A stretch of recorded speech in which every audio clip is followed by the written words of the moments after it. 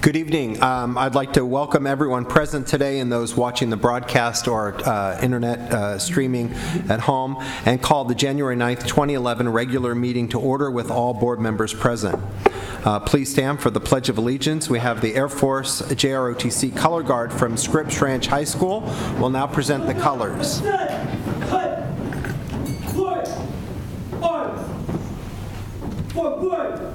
March, left, left, left, right,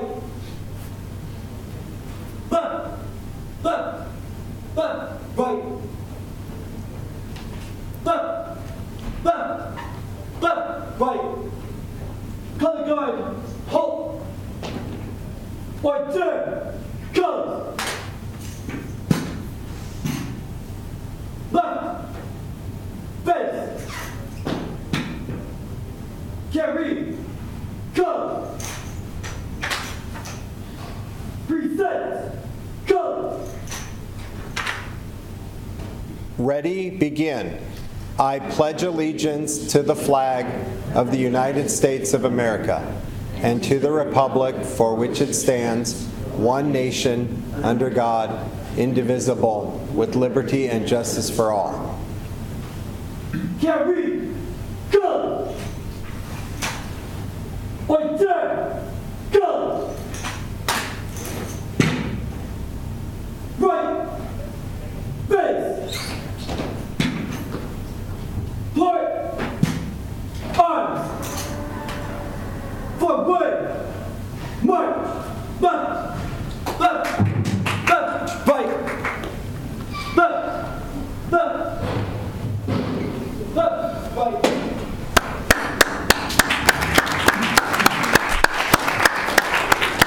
Thank you, Scripps Ranch High School Air Force JROTC. If you wish to address the board on any of the agenda items before the board today and your name is not on the speaker list printed on blue paper located at both entrances to the auditorium and you have not already submitted a request for public testimony form, please complete the form and submit to Cheryl Ward, Board Action Officer to my right.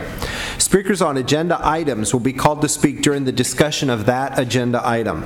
Once discussion begins on an item, no additional public speaker requests will be accepted by the board. Board Bylaw 1025 provides that public testimony on agenda items is limited to a maximum of 20 minutes per consent and/or action item, allowed for a maximum of 10 minutes per opposing viewpoint. Public testimony speakers are limited to a maximum of 3 minutes per speaker, and depending upon the total number of speaker requests received by the board on an item, the time may be reduced to 2 minutes or 1 minute each person.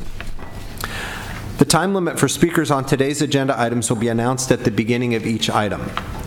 Let's go on to Section B, adopt the agenda. Item B1, is there a motion to adopt today's agenda with the superintendent's consent agenda to be considered following the adoption of this agenda? And also item F2, partnership with University of San Diego for Lincoln High School to be considered last on today's agenda to allow some of the community representatives to be able to be present since they'll arrive at 6:30 p.m. Is there a motion? We have a motion and a second. Please vote. A green button on the... All right, that passes unanimously. Nice to have the first vote as president be unanimous. Thank you. All right, let's move on to item J, the superintendent's consent agenda. Does any board member wish to remove any items from the consent agenda? We have speakers on consent items J2, J7, J14, and J18, which will be heard at the end of the meeting. Are there any additional speaker request slips? Thank you. Action on Section J, Superintendent's Consent Agenda, means that all items appearing in Section J are adopted by one single motion unless a member of the board or superintendent requests that any item be removed from the consent agenda and voted upon separately or withdrawn from today's agenda. Generally, consent agenda items are matters which members of the board and superintendent concur are routine in nature and should be acted on in one motion. Are there any changes to the consent agenda, Ms. Ward? Okay. I'd like a motion to approve the consent agenda. Is there a second? Second. Okay, please vote. We are on a roll, 5-0. Thank you. Now on to Section C, Student Representations, Recognitions, and Resolutions. C1 is the information item, recognition of Scripps Ranch High School Air Force Junior Reserve Officers Training Corps, JROTC. We'll now hear item C1, the recognition of the Scripps Ranch High School. I'd like to ask the students, Michelle, Jack, Albert, and Jacqueline, to please come forward to the podium.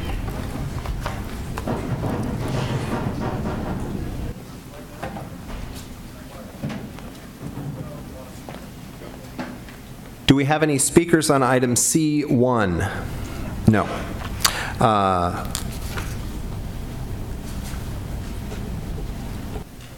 Okay, we have some certificates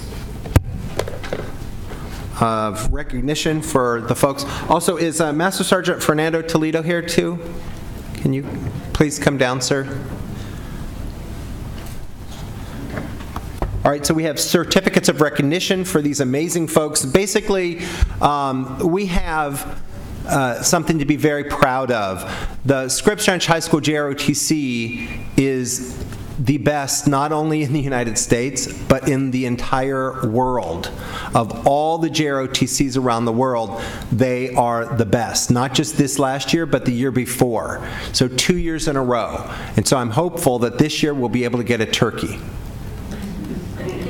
So thank you very much. If we can have the board and superintendent please join these outstanding and amazing students and the Master Sergeant.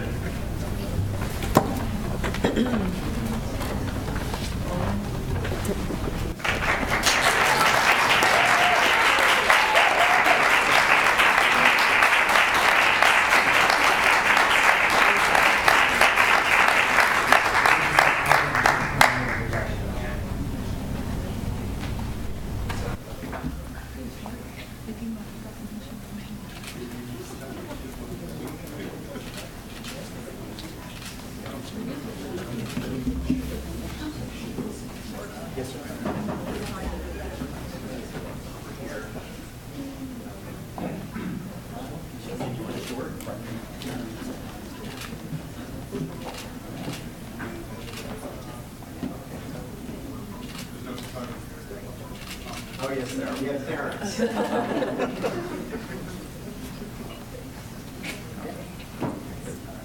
you. Thank you.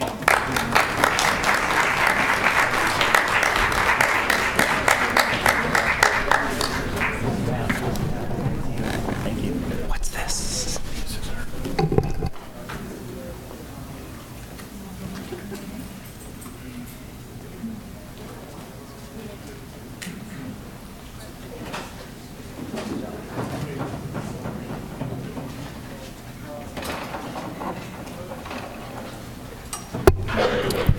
Thanks again, Scripps Ranch High School.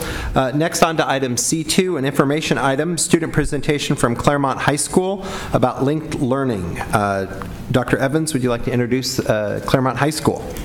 Okay, Claremont High School is a very special high school. It has 4 pathways, and there's a lot going on with linked learning. Sophia Frary is the area superintendent, and Jennifer Roberson is the superintendent, who will now present this information. Sophia. Principal. What did I say? Superintendent? Okay, she's got a promotion. Yeah. Okay. Principal, area superintendent and principal. Good evening, Superintendent Martin, board president, advisor, and trustees. Claremont High School has embarked on a journey to completely transform the way in which students experience high school, both academically and socially. Dr. Roberson, in collaboration with her entire school community, the Moxie Foundation, the Office of Secondary Schools, college partners, and several community partners, has led the transformation of Claremont from a comprehensive high school to 4 linked learning academies.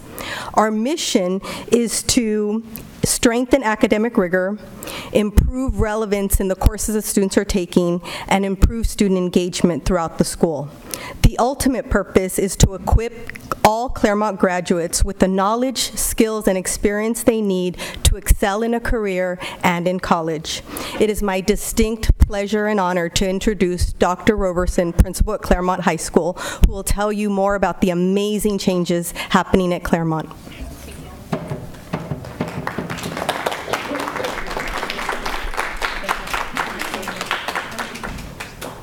So good evening. Thank you for the opportunity to speak in front of you and allow for our students to also present their experiences at Claremont High. As Sophia mentioned, our school transformed from a traditional high school into a linked learning demonstration school site that houses 4 linked learning academies, and they'll share their experiences with you this evening. At Claremont, it's really important for us to understand that we believe that all students learn best in a small, family-like environment with project-based learning and real-world off-campus experiences, leading to mentorships, internships, college preparedness, and college readiness. This transformation would not have been possible without the support of the district, our families, our students that you'll hear from this evening, the teachers, our partners. This work is not easy. It is very difficult and takes time, dedication, and constant reflection for improvement. Claremont teachers have done a phenomenal job making pedagogical shifts and have truly changed the way that they teach and serve our students. Our teachers ensure that our students receive a guaranteed and viable curriculum on a daily basis and within their academy projects. Within due time, you will see how the data at Claremont shows evidence that linked learning approach truly works and has truly transformed the way we teach and the way our students learn. It is with great honor that I present our students and allow them the opportunity to share with you about our transformation. Tonight you will hear from the students in each of the 4 academies, and they will share their experiences with you, and I encourage each and every one of you to come out and visit and see them in action. So first we're going to start off with the Academy of Business, and we'll call up Alfonso.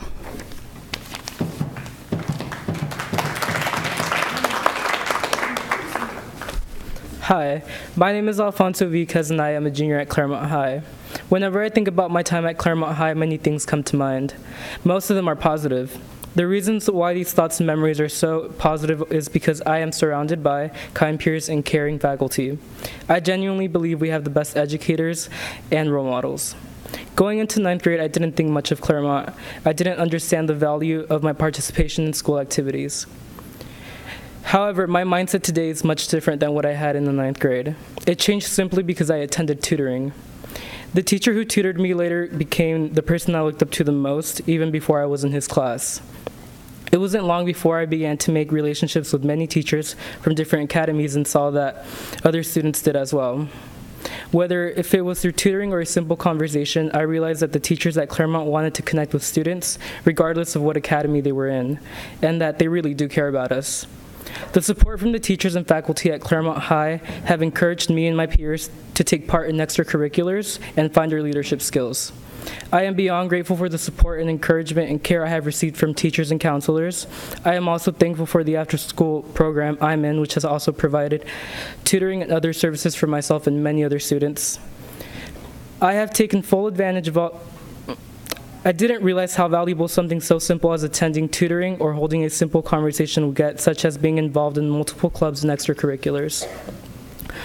That my involvement in Claremont has benefited the school, and I hope that I will inspire future and current students to get more involved in our school community and activities, as well as create a positive environment for all to enjoy.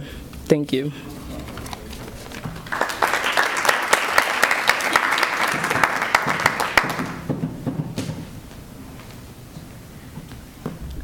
Good evening, ladies and gentlemen. My name is Juan Salazar, and I am an 11th grader at the Academy of Business. The Academy of Business has taught me a lot of valuable skills that I will definitely use in the years to come. They have such opportunities and chances, such as mentorship programs and the Academy field trips. Just about 2 months ago, we went on the Academy field trip at the biotech labs at the UCSD campus. We got to collaborate with each other, and we had to come up with a pitch to present to industry partners.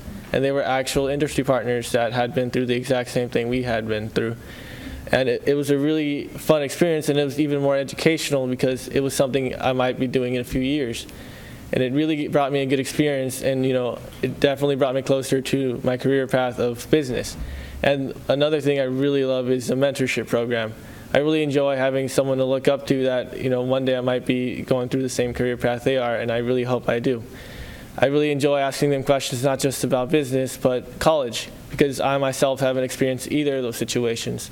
I don't want to be surprised in either of those situations. And honestly, I had no idea where I was going after high school before the Academy of Business. I didn't know what I was going to do. I was kind of lost. And many people are, but thanks to the Academy of Business, I kind of have guidelines that really help me know what I might be doing in the future, what I might be doing for the rest of my life. And thanks to the opportunities they've provided me, I know this is what I want to do, and I know this is what my passion is. Thank you, ladies and gentlemen.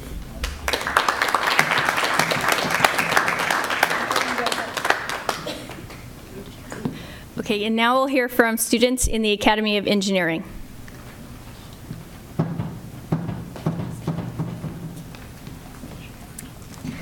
Hi, I'm Amanda Sabin, and I'm a senior in the Engineering Academy. Every great idea has its skeptics, and Claremont High School's Academy program had plenty when it first began. Being an arts and humanities person myself, I was one of those skeptics. I was disappointed that none of the STEM-focused academies seemed to have any scope for liberal arts. However, the engineering classes that I took at Claremont taught me more than how to calculate mechanical advantage and identify components of a robot. In late spring of 2017, we were instructed to create an EcoBot as our final project of the year. My friends and I designed, built, and programmed a cactus cistern, which was a robot that collected rainwater in home gardens and pumped the water out to be recycled through a hose or sprinklers. Once completed, we presented the robot in a class showcase so we could learn to communicate our ideas and projects to industry partners. Our cactus cistern moved on to a district CCTE showcase where we had the opportunity to present to a multitude of people in a variety of different careers and backgrounds. These events gave me the chance to hone my speaking skills for professional context, which was something that has already come in handy for my career interest in politics. The public speaking skills I had already developed through engineering showcases were refined further in our new internship program I participated in this year. The class provided mock interviews, guest speakers, and a myriad of other resources to help prepare us for today's job market. All of my practice, from writing elevator pitches to pitching a robot to real engineers, accumulated in my successful interview for the internship I currently have with State Assembly Member Todd Gloria. Interning with a government official has provided me with a lot of insight into the inner workings of politicians and understanding that will definitely be useful in my political studies in the future. Looking back, it's incredible to see how much my once dreaded engineering classes actually aided me in the progress towards my eventual career goals, despite the apparent disparity between engineering and my planned major, international relations. I started my time in the academy program with no intention of becoming an ear, and I can't say that that's changed, but I can say with certainty that I couldn't be standing here talking to you now without the skills I learned through my experience in the engineering academy. Thank you.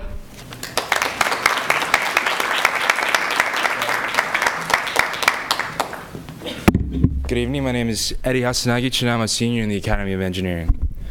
A common critique of the wall-to-wall academy system is that it oftentimes leaves students isolated from one another. That's because some of the courses we have to take restrict which faces we tend to see in the classroom on a daily basis. I personally can say that through my time at Claremont, that my experience was the exact opposite. Through various school activities such as sports, clubs, games, and dances, I've been able to make, develop, and retain the relationships that I've had with students in other academies. However, at the same time, the fact that I am able to come to class and see the same faces every day, year after year, allows me to become much closer not only to my peers, but to my teachers as well. It is because of this, the amount of time I was able to spend in a learning environment in which I felt more familiar with, more comfortable with, that I believe my high school experience has been both very unique and enriching. Furthermore, teachers have the opportunity to become more familiar with their students as well, to understand how each student learns best, and to figure out in which ways they can be most helpful to them, thus making teaching not only more personalized, but also more effective and for the benefit of all the students at Claremont High. Thank you very much.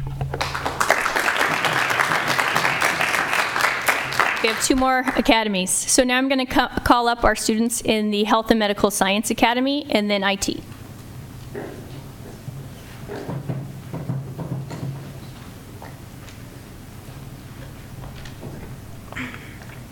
Hello, my name is Annika Osborne.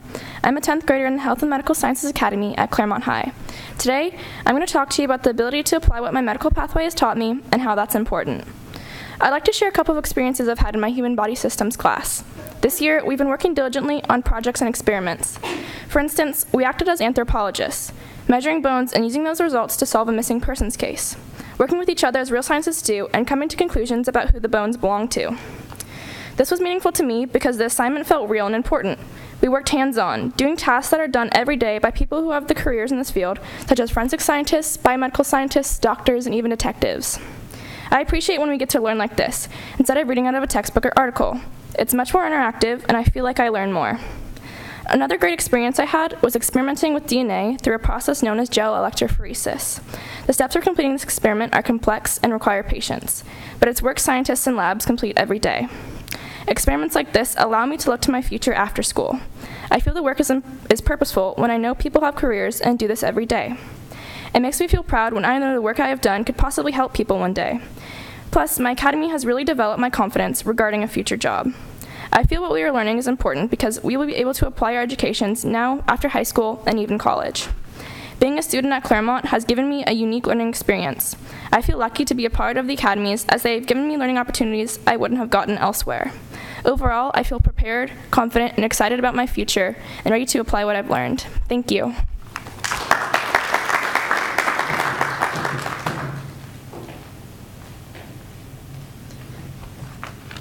Hello, my name is Armando Velasquez, and I'm currently a sophomore at Claremont High School. The experiences I have gained being in the Health and Medical Science Academy is one that has helped shape me into the person I am today. Many say that the academies force students to select a career, but it's simply not true. It is more of a guidance and it better prepares us for college and career that can possibly be in the future. Since I was 10 years old, I've dreamed about becoming a veterinarian surgeon, and in my academy, I had the chance to dissect the heart of an animal in order to understand how blood flow works and to understand the importance of a healthy heart. Additionally, I have had the experience of real-world scenarios that have reaffirmed my career path. For example, we conducted experiments similar to ones conducted by biotechnicians, and this experience showed me that I prefer to work with animal patients and have hands-on experiences such as surgery. My academy provides support and guidance to those students who are in it in order to help them become a better version of themselves that they can possibly be.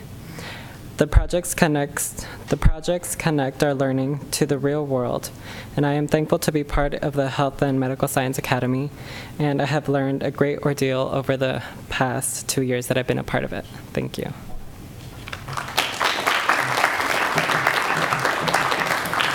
And last but not least, we have Megan, who will present on the IT Academy.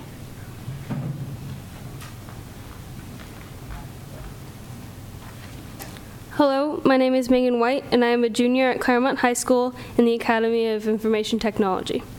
I started playing volleyball in a club hosted by Claremont after school in 9th grade.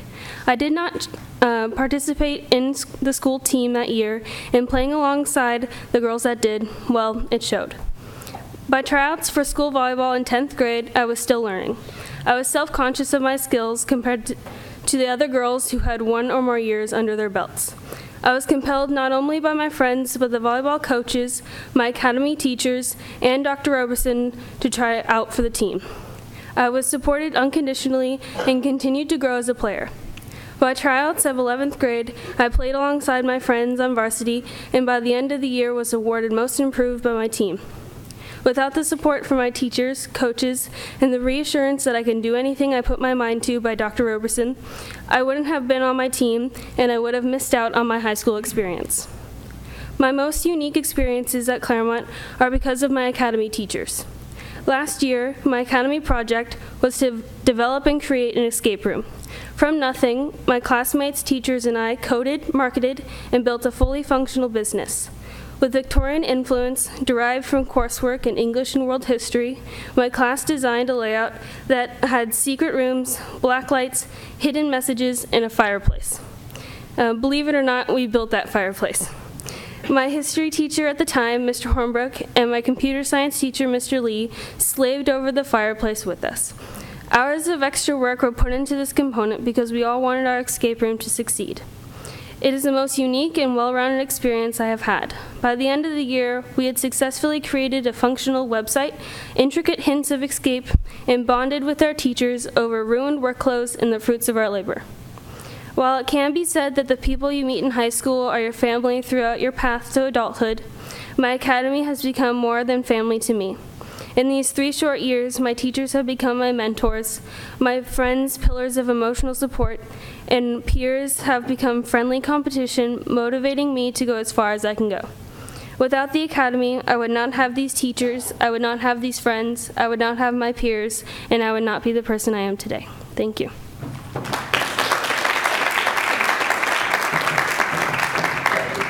And thank you. That concludes our presentation. Thank you very much. We do have a speaker on this item, Francie Maxwell. You have 2 minutes.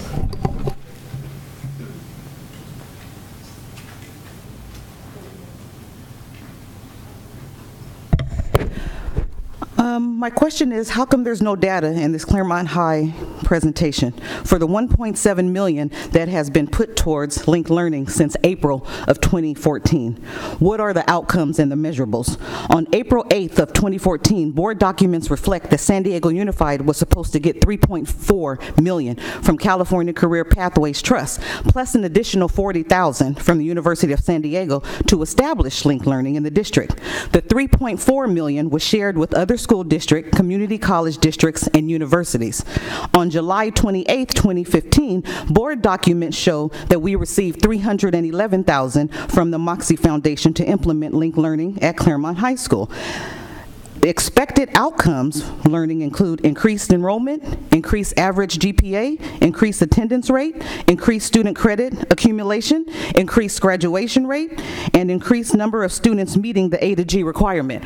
Nobody's going to know that because we did a show today. Kids did an excellent presentation. Appreciate you and your time. But when we're dealing with $1.7 million, $311,000, I think that some data is warranted. It's a new year. Let's do some things a whole lot differently in San Diego Unified. Happy New Year.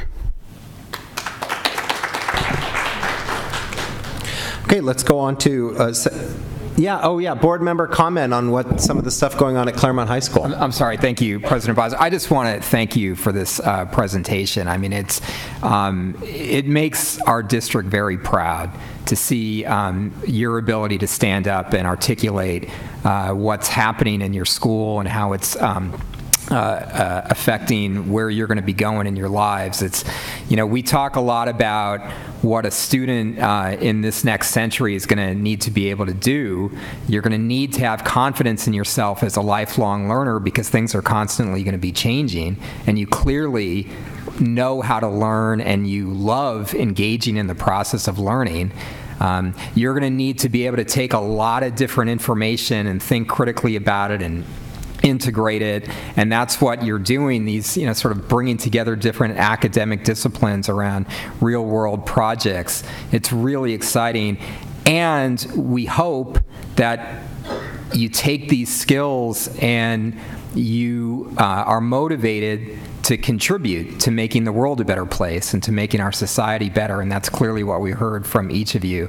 So I think what we just saw is what we think a 21st century education needs to be. It's the model, I think, for what we want to see for all of our students in our district, and you do the public school system proud, so thank you very much.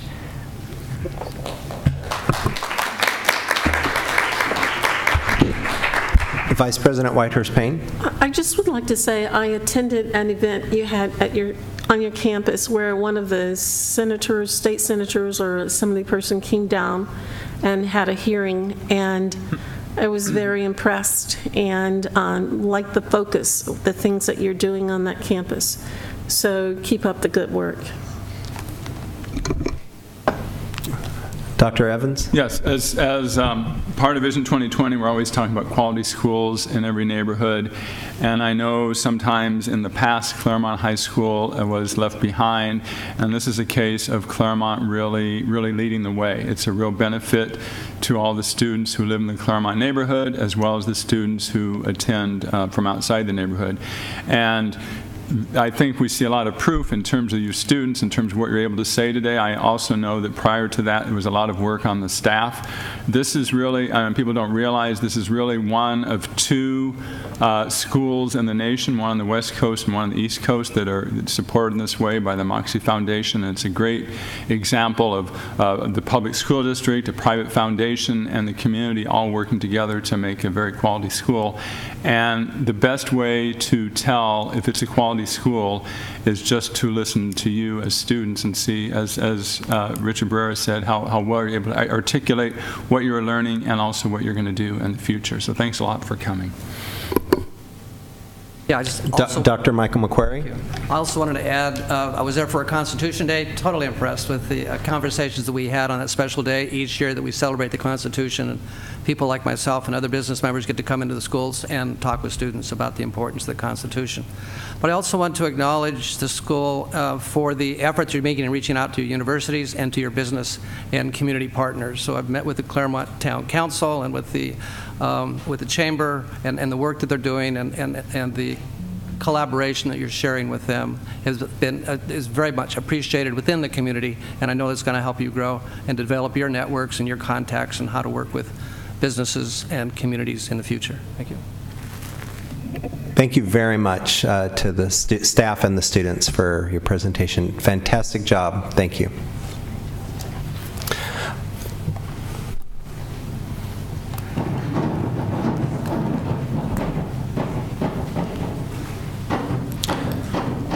Okay, we're going to go on to Section D, Public Participation, Non-Agenda Public Testimony. Today's meeting of the Board of Education is a business meeting of the Board of Trustees that's conducted in public, and board members are not to engage in dialogue with members of the audience on non-agenda items.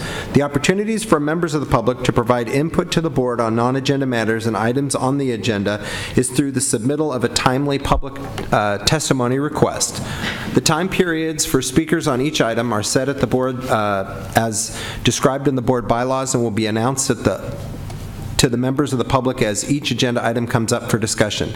Testimony on non-agenda items is limited to a maximum of 15 minutes per topic. Public testimony speakers are limited to a maximum of 3 minutes per speaker, and depending upon the total number of speaker requests received, the time may be reduced to 2 or 1 minute each. If an issue needs further attention, the board may refer that matter to the superintendent for review and or investigation and follow-up. Today, each non-agenda speaker will have 3 minutes to address the board. Please remember, no deferral of time is allowed. The board asks that speakers focus their comments on the issues and not the individuals or attacking people. Non-agenda public testimony is for only those topics not on today's agenda.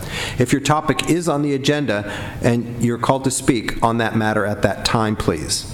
When you begin speaking, the green light will come on, a yellow light will appear when you have 1 minute left, and when your time is up, the red light will appear and the bell will ring. The lights are located on the front of the podium and to the next to the dais by Cheryl Ward, Board Action Officer. Please finish your sentence when your time is up. We'll now hear testimony on non-agenda items. Please come up in any order. Citizen, Lorraine Burley, Francine Maxwell, Unnamed, Carolina Ruiz, and Jeff Bennett.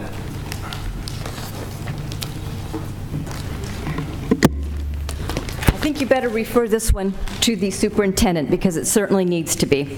As for not speaking about public employees, I will send the court case again to you that you cannot restrict the public or in any way restrict their freedom of speech by stating that they can't make comments about public employees. Yes, they can.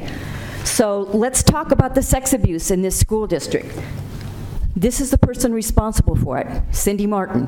When she started with this school district, she shaped her first org chart, and that's a long time ago, around a heart. That's what she said. But in that time, she's failed to protect children. She's had many opportunities, many programs presented to her. She's ignored them all. Instead, behind the scenes, she fired people that reported child abuse. She lost complaints that were submitted by students about sexual harassment and abuse. She continues to protect employees that are doing things that are not rising to the level of crimes, although they have, but is educator misconduct, and she's not dealing with those things. So what we have is a system that has no records. We have a system of circle the wagons. Nobody tell. Everybody keep it quiet. La Jolla High School, great example. You read about it in the Voice of San Diego. Lost complaints. Sexual predators, SCPA, Crawford, Lincoln. Remember the headlines? A teacher being marched out of Crawford High School in handcuffs because she's a sexual predator. She's been released from prison, by the way. She's out there again. And failure to report. Let's remember what the district attorney said. She's not going to tolerate educators that fail to report. But we all know that Cindy Martin certainly does.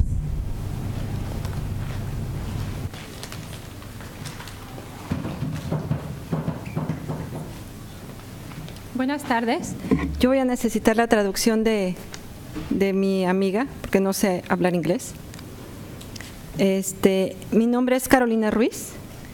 My name is Carolina Ruiz. Soy madre de 2 niñas en vías de aprender inglés. I am mother of 2 daughters who are English learners. Me fue proporcionada una práctica del examen LPAC. I received an LPAC practice test. Esta. Sin duda, como madre, Undoubtedly, as a mother, cumpliré con las responsabilidades que me competen. I will. Do you want to see that the green light is on at the base? There's a little button at the base of the microphone. It's not on. Oh, there we go. Thank you. Que sin duda cumpliré con las responsabilidades como madre que a mí respectan. I will undoubtedly be fulfilling all my responsibilities as a mother. Pero quiero preguntar a ustedes, But I want to ask you, ¿qué planes específicos de soporte what specific plans to support tienen para apoyar a los 29,000 niños what specific plans of support do you have to in order to support the 29,000 que su primer lengua no es el inglés? whose first language is not English? Es inminente que las exigencias de ELPAC It is obvious that the demands of this new LPAC requerirán fondos adicionales will require additional funding y mucho apoyo académico intensivo. and lots of intensive academic support. ELPAC no solo demanda dominio en el nivel inglés, LPAC does not only demand the working knowledge of the English language, sino también un alto nivel académico, but also a very high academic level que ni un nativo de habla inglesa that probably not even a native English speaker sin apoyo académico podría aprobarlo. without appropriate supports would be able to excel in this exam. Es vehemente que aún sin grupos representativos It is of utmost importance that even without representative groups, vietnamitas, árabes, talagos, somalíes y latinos, Vietnamese, Arabic, Tagalog, Somali, and Latin parents, el Distrito Escolar Unificado de San Diego the San Diego Unified School District provea los servicios y respaldos justos should provide the services and supports that are just and equitable y equitativos según la ley lo dice. According to the law. Porque si llega a haber escasez de grupos representativos de ciertas comunidades, Because if we have a lack of representation from certain communities, muchas veces es porque los horarios de trabajo, many times it's because the work schedules, de limpiar casas, such as cleaning homes, cocinar, cooking, podar césped, landscaping, poner uñas, nail services, depilar cejas o en la construcción, or other types of demandan horarios inflexibles or construction have very inflexible que schedules impiden la presencia física en tiempo y forma de los padres. that do not allow parents to be physically present at many of these committees. Leí y estudié el LPAC en grado 6 y 8, que es el grado de mi hija. So I read and studied this LPAC exam in grades 6 Sin to apoyo 8. apropiado del distrito, Without the appropriate supports from the district, LPAC podría ser una piedra de tropiezo the LPAC could be a stumbling block para que los niños de estas comunidades logren emplearse so that for these the children of these communities to be en able to algo employed diferente que sus padres. to have a different occupation than their parents. Thank you so much. Thank you.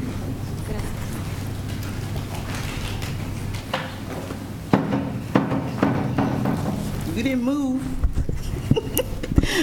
Based on the data from the LCAP report, students of San Diego Unified are not progressing. This is apparent in all subgroups. The African American children are failing, and my Latinos are right above them. How can this be? Where is the support for my black children? Where are the black administrators in the current administration to help address the issue?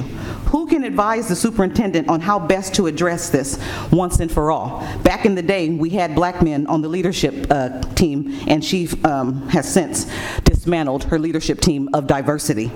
In the midst of another budget cut year, please explain how there is 2 to 3 full-time teachers in the classroom with special ed students at Morris High School. How are we affording at least $260,000 for one classroom with less than 36 kids? Where is the accountability in this district to ensure that we are spending funds? Because I can point to a whole bunch of inappropriate spending when I walk on the Morris campus and special ed teachers are sitting there blogging or else they're on their cell phones. The special ed students are fending for themselves and they can't grasp what the credential teacher of that subject is teaching. So there's 2 special ed kids and a credential teacher teaching her class. I'm concerned with the fact that, once again, we want to continue to have this facade. The superintendent for the past 5 years has truly not shown the best interest of, I know, at least black students and Latino students. And she's based things on her own interests for her own agenda. This action that she's been taking for these past 5 years has padded her resume. The data has proven what is not taking place. When we received, without any consultation as a community, as a city, this superintendent that was hired in this backdoor deal, we thought we were getting something. We had the red shoes from Wizard of Oz. We've had the hearts. We've had, she quoted Martin Luther King in the state of the district, let's love each other. So I'm asking, as a new year, more transparency. Let's love some transparency. Let's love some honest dialogue. Let's love not to continue to waste money that we know is not going boots on the ground to the students. The data is very clear. I think that I should be able to systematically see what is in place for African American males, because we talk a good game, but you cannot show me any system in San Diego Unified. Scripps Ranch had a very successful one under the last leadership regime, so we should have used Scripps Ranch as a model. Morris High School, Lincoln, years ago, had some very good models. We don't have to reinvent the wheel. You just have to go on the shelf, pull the binder back out, and these children that are at the bottom, who should not be at the bottom, they would progress. You can no longer continue to pad the data.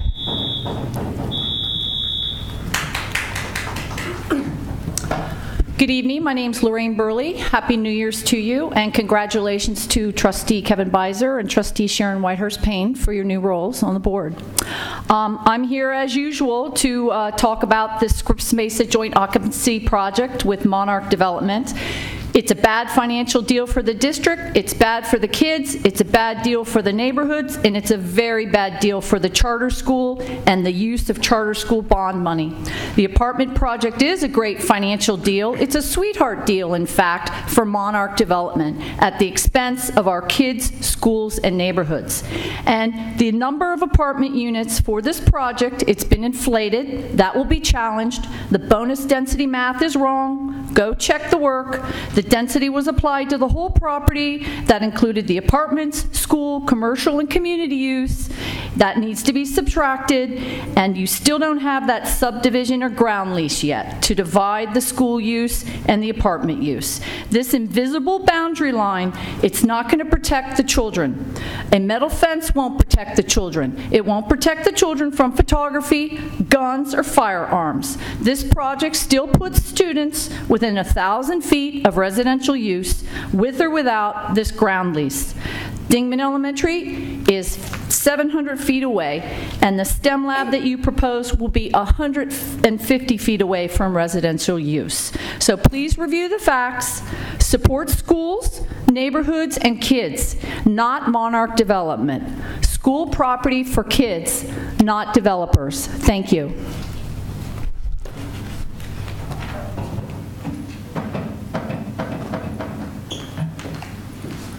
Hello, Superintendent Martin and the board. Good to see you all. I wanted to bring a success story, but also an area of improvement. A coworker of mine has a special education child, and they came to me early November saying that they were having a hard time making inroads because their child wasn't getting the support hours that they needed. And I made some calls, put them in the right direction, and they ended up going to the Special Education District Advisory Council, where they were put in touch with the same person they had not been making as much progress with. But when that was discussed, the leadership came in, they made some changes, and they got her child the allocation that was required in the IEP, which I consider a big success. But one of the things that came out of that I learned was that there is a huge shortage right now in the support teachers. So it wasn't that the district was trying not to support the students, but that they didn't have the adequate staffing in place to do so. And that presents some problems because when that's a legal requirement, it opens our district up to potential lawsuits and things like that that could then take further funding away from an already already difficult to fund mandate that's there. So I would just encourage the district to do everything in its power. I'm sure you guys are working really hard, but to close those gaps of positions so all the students, not just the people who go and have time to get to the advisory councils to sort things out, that all those students are getting the IEP hours that they're required in their contracts. Thank you.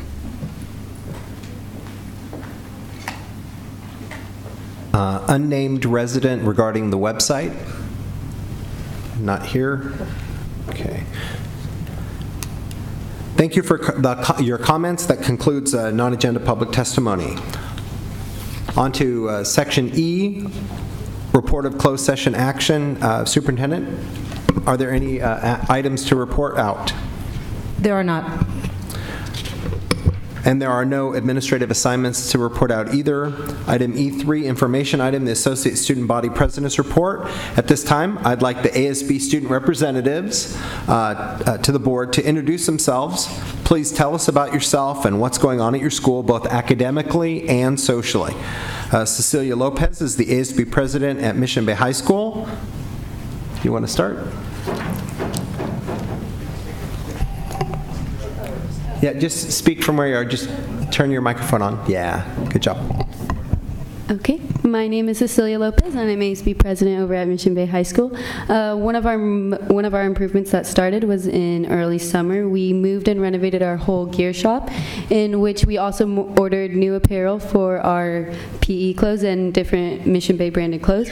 We also were able to sell 280 ASB cards, which is about a total of 28% of our school, because we are a small school and we only have about 1,000 students.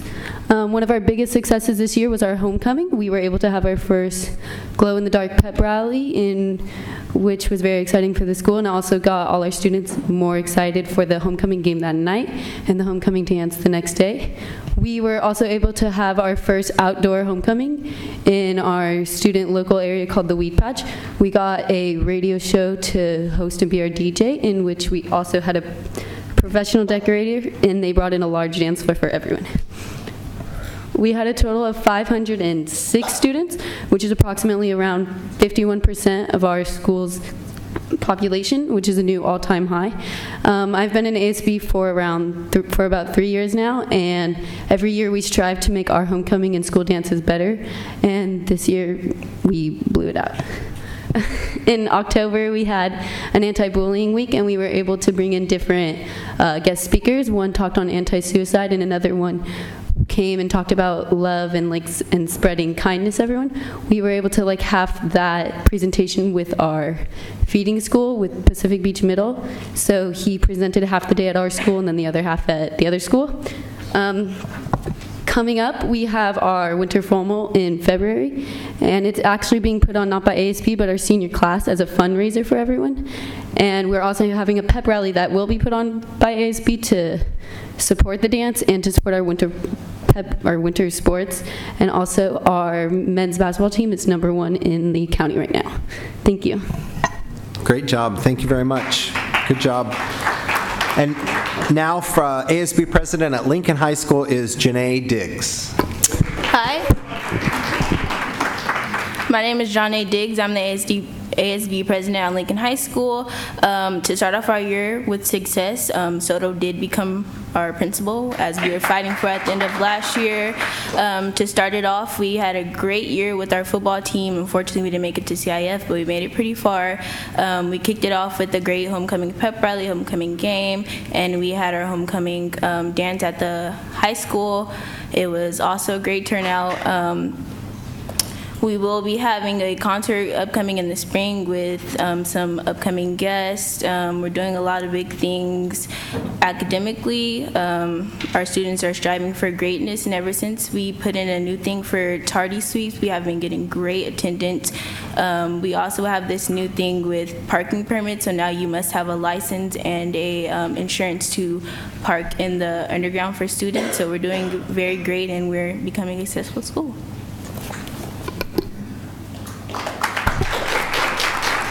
Great job. Thank you, Janae.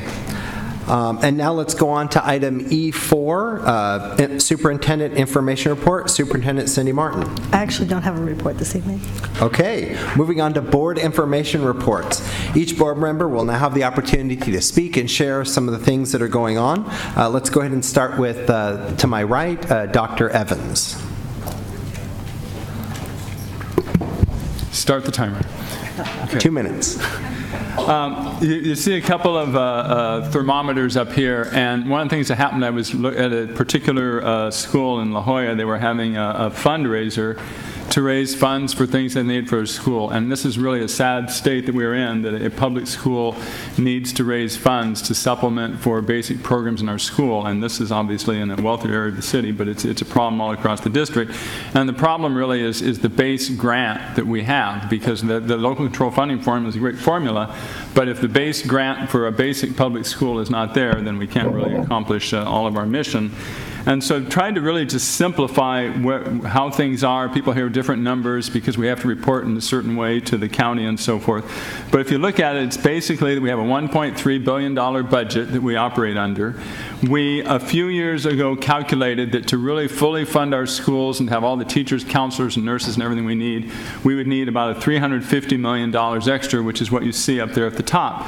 But for this year, just to avoid any cuts to our school district, we need an additional $59 million from the state. You know, why is that for status quo? Well, basically because with the increased pension costs and so forth, even keeping all of the salaries and everything else at status quo, we need an additional $59 million. The governor will announce his budget tomorrow, and we will find out. If our increase is less than $59 million, then we need to make cuts. If it's more than $59 million, which is not likely, then we can certainly restore some of our programs. So we're looking forward very much to tomorrow to find out how much of that $59 million the governor is going to provide us for next year just to maintain status quo.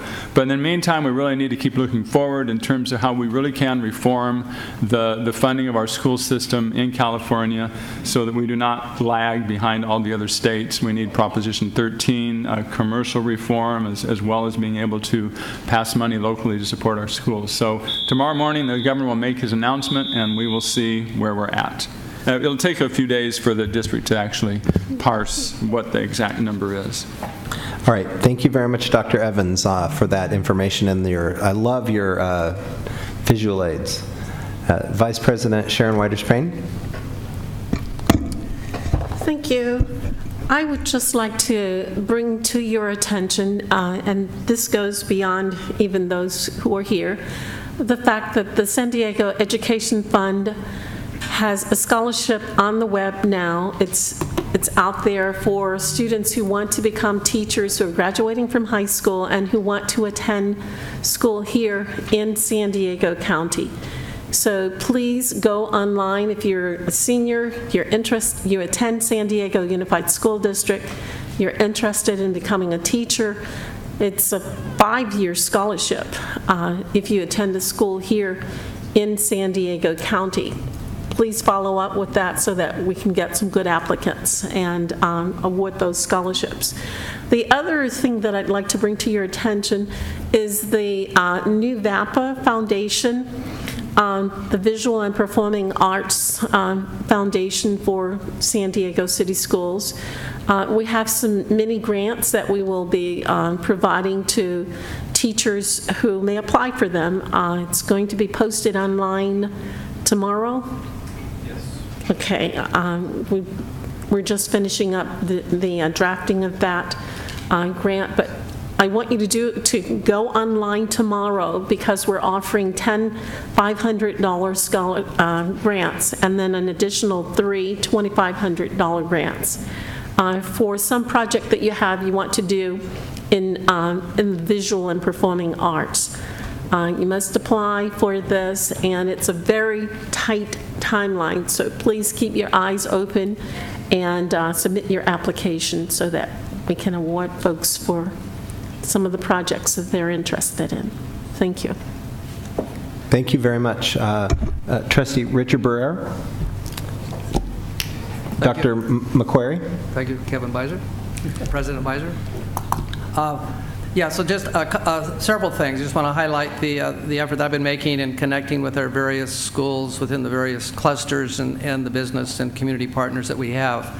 So this last week we had a Mission Bay cluster meeting, and we at the cluster meeting they featured the IB program, had our principals at Kate Sessions, the elementary school, the middle school, PB Middle, and the high school to talk about how they vertically articulate the IB program and prepare their students for a very rigorous high school degree. And just want to acknowledge our board member here, Cecilia Lopez, for the work that she's done. And she mentioned to me that she took the IB test in French, and she nailed it with the 5, the highest score possible. She's also an example of some of students who choose into our school district, and it shows what we can do in a district where we have choice. So she chose to go to our language academy, where she began her French and had 9 years of French, and then she chose in to go to Mission Bay Cluster to develop that with the IB as a background. And we are a district that offers choice, and we have our parents and our students can choose schools where we have space available, which allows students to go anywhere in our district in order to get the education that they deserve and need. Thank you. Thank you for that, Dr. McQuarrie. I just wanted to share that last week I had the great opportunity, some other trustees have done it, to go along in a police ride-along with some of our officers on a patrol for a few hours. And that was a great experience because it really gave me the opportunity to learn and understand a lot more about some of the things that they do every day to keep our kids safe. Not just, to try to help build relationships and understand what are some of the challenges going on in our schools, also to act as a deterrent. They also serve to educate folks about a lot of things, staff and students alike. So that was a great experience, and I really appreciated the opportunity. I also had the opportunity to talk to teachers and parents and some students at a variety of different schools. I visited Patrick Henry High School, Farb Middle School in Tierrasanta, De Portola Middle School, and then also in Tierrasanta, Miller and Hancock Elementary Schools and Sarah High School. So it was a great opportunity to get out into the schools and listen to a lot of the students and teachers and staff and hear how things are going. Some amazing programs. A lot of our schools are California Distinguished Schools. One of the programs I thought really stuck out for me was at De Portola Middle School. They have several Genius Labs. And in these Genius Labs, students are using computer technology, robotics, and programming to try to do a lot of really cool things. One of them is there's a project-based learning where they're creating a base on Mars. And so then they design it in their computer, they build it, and then the 3D printers help replicate it. They have laser cutters, and it's just really fascinating to go in and listen to the students talk about what they're learning and how excited they are about their projects. And the applications of math and engineering and science and all these other things is just phenomenal. So really great programs going on. Thank you.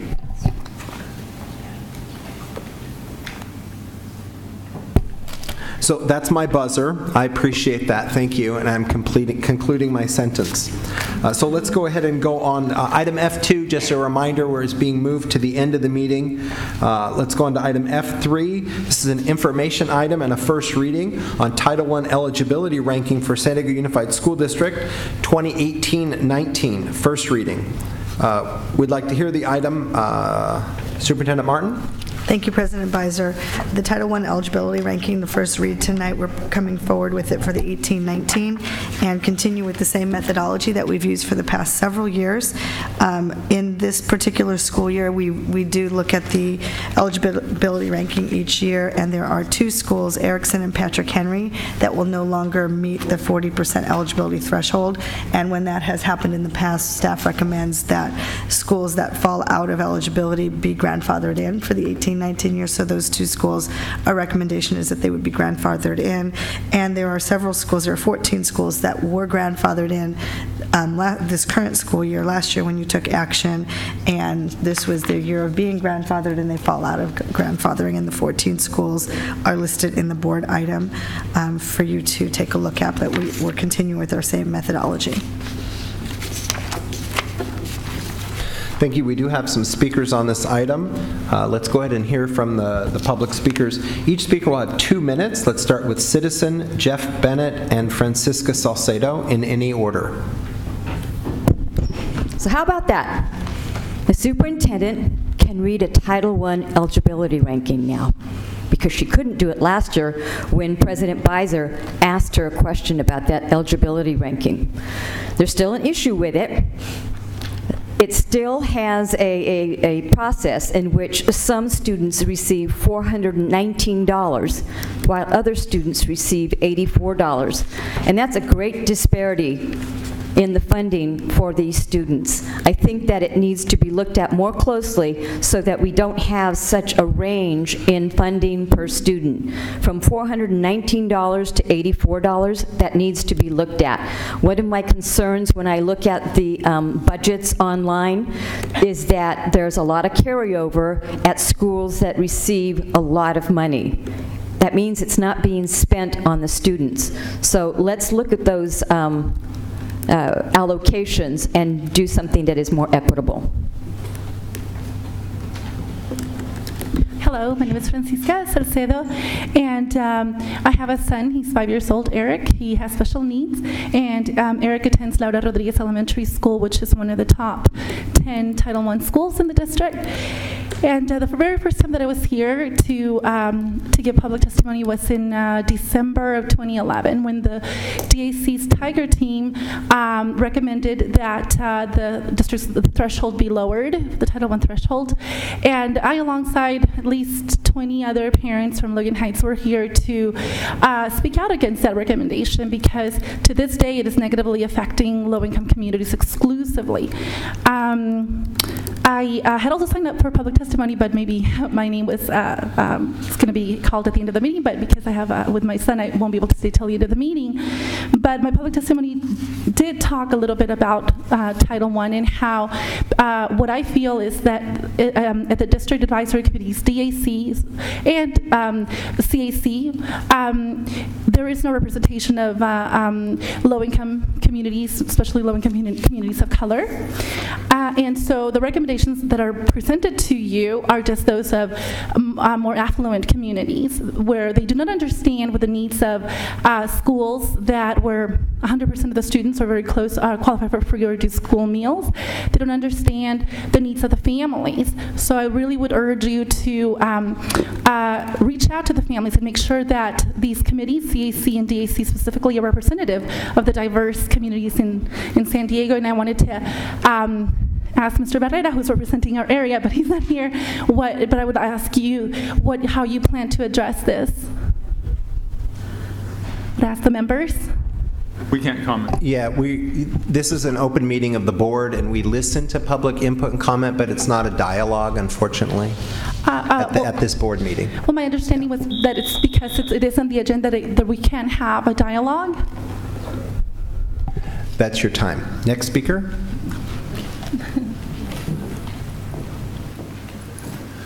Hello, my name is Jeff Bennett, and I wanted to bring to your attention that with the schools falling off of the Title I status this year, the amount allocated per student is actually going up projectedly compared to last year. It's going up just under 3%. Now, last year, the District Advisory Council did recommend a lower demarcation value from 550 to 450, which would result in about a 5% drop for the very top, and about a 34% increase for those at the very bottom. Now, it's important to realize when we're talking about these low-income students, these are all high poverty situations. The schools that dropped off, they still have high low-income students. The problem is the low-income threshold that's set for Title I is at the federal level. So here in San Diego, where we have lots of higher cost of living,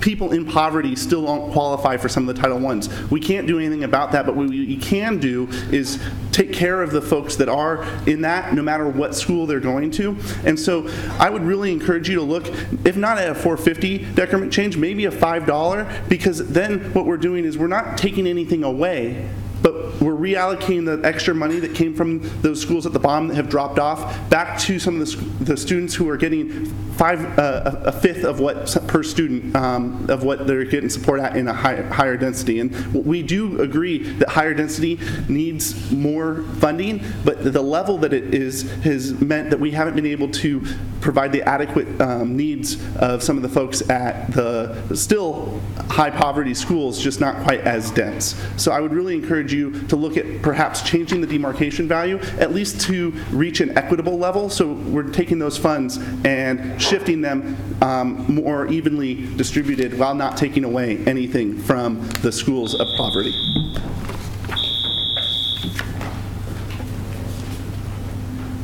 All right, any board member comments or questions? Yeah, just quick comment. I mean, it's just one of the key points that we always have to look at in this system is that Title I funds do not follow each individual student. And so it's different than looking at special ed or something like that, that it really is looking at the impact, the high impact of poverty on a particular school. And so even though it says amount per student, it really isn't directed to a particular student. It's directed to the fact that it's a higher impact school. And I would just say the reason why there is discussion about this and so forth comes back to the basic fact that the base funding for our schools is inadequate. So obviously every school is going to look over into every corner in terms of how we can get some more money. But we have to look at this. I mean, we've done lots of compromises over the years in terms of how we do this particular allocation of money. But we really have, if we were to say the money is primarily for high poverty schools, well, San Diego District is 60% at poverty level. So therefore, by that definition, of a San Diego definition, not a national definition, a 60% school has average poverty is one way to look at it.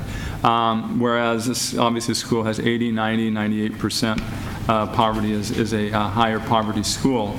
At the same time, the reason we still keep the allocation to schools that are in the 50s and the 40% is because we have a choice program. Students go across the district, and we want to acknowledge that and make sure that those students are also served. But it's never an easy process in terms of how we divide this up, and it does come back to what's the base funding for our schools. Okay, any other board member comments or questions? All right, let's go on to item G. This is an action item, the board consent agenda. Is there a motion to approve item G1, 2, and 3? We have a motion. Is there a second? Okay, please vote. That passes unanimously. On to item H, operational matters for the board. H1 is an action item for the King Chavez Community High School Charter School. Action on renewal of the charter petition for King Chavez Community High Charter School. We'll now hear the item. Superintendent Martin, please present the item to the board. Thank you, President Advisor. Ms. Walsh is up here, and this is the recommendation to approve the renewal of the charter of King Chavez Community High School for a 5-year term starting July 1st, 2018. Great, thank you. Good evening. Yes, this is action on renewal of charter petition for King Chavez Community High School. Staff's recommendation is to approve the renewal of the charter for a 5-year term beginning July 1, 2018 and ending June 30, 2023 with some 8 clarifications as outlined there for you. The school has been presented with all of these clarifications and has agreed to them. The public hearing was held on December 5, 2017. We've included the history for this school of its initial charter and renewals. The school currently serves grades 9 through 12 at 2 non-district sites in the downtown area. We included an overview of the school. There's also some demographic data related to enrollment by resident boundary, by ethnicity, and some comparisons of the subgroup data in there. We do note that students attending King Chavez High come from 5 different district high schools, and a portion of them from outside of the district. Pages 4 through 6 detail the clarifications that I mentioned a moment ago. The academic analysis tables reflect that King Chavez High met at least 3 of the academic renewal criteria, and that data is reflected in the tables. We've included a summary of their annual update from the LCAP, and then also a summary of this year's current LCAP. The board roster is included and the projected enrollment, and a review of their finances. The school is financially viable and has maintained the adequate reserves for economic uncertainty. Thank you. President Beiser, I'll move staff recommendation. Okay, we have a motion for staff recommendation. Is there a second? And a second. We have a couple speakers on this item. Let's go ahead and hear from the public. Tim Wolf and Michelle Anderson, you have 2 minutes. Good evening. Superintendent Martin, President Beiser, board members, and staff. I'm just here tonight to thank you in advance for your support of the renewal of the King Chavez Community High School renewal. You heard from us last month, a lot of information about our high school and our college support program, and we won't take you through that again. I'm just here, Tim Wolf, as the CEO of King Chavez Neighborhood of Schools. Kevin Beiser, our principal, Kevin Bradshaw, our principal, is here tonight, and Michelle Anderson from the California Charter Schools Association to be able to answer questions if you have them. Thank you. Thank you. Good evening, President Beiser, and honorable board members, and awesome staff. Thank you so much for the review, and in particular, Deirdre, I know you did a long, hard review process of this and working with the charter, and we greatly appreciate it.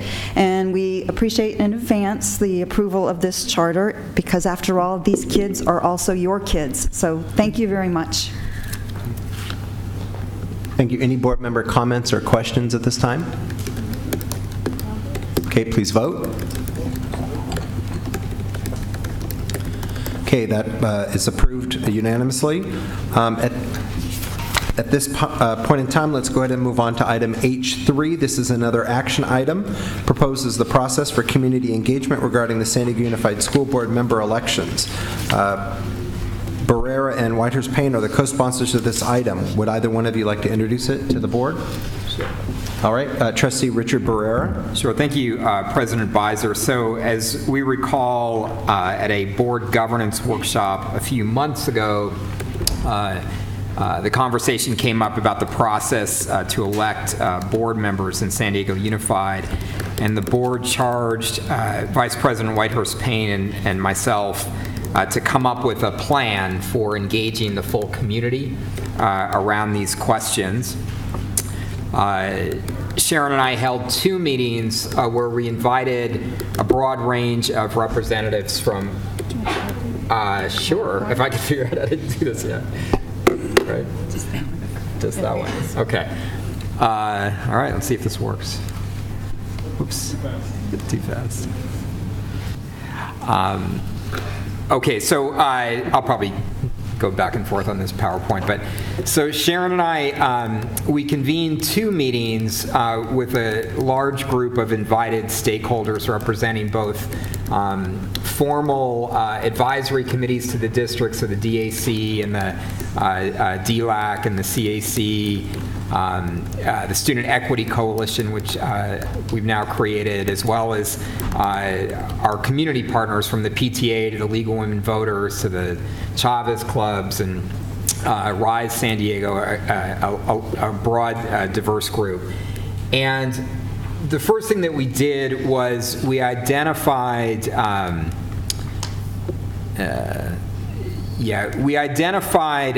a list of what are the main issues that not only over the last few months, but really if you go back several years, have people in the community talked about as key issues to address in any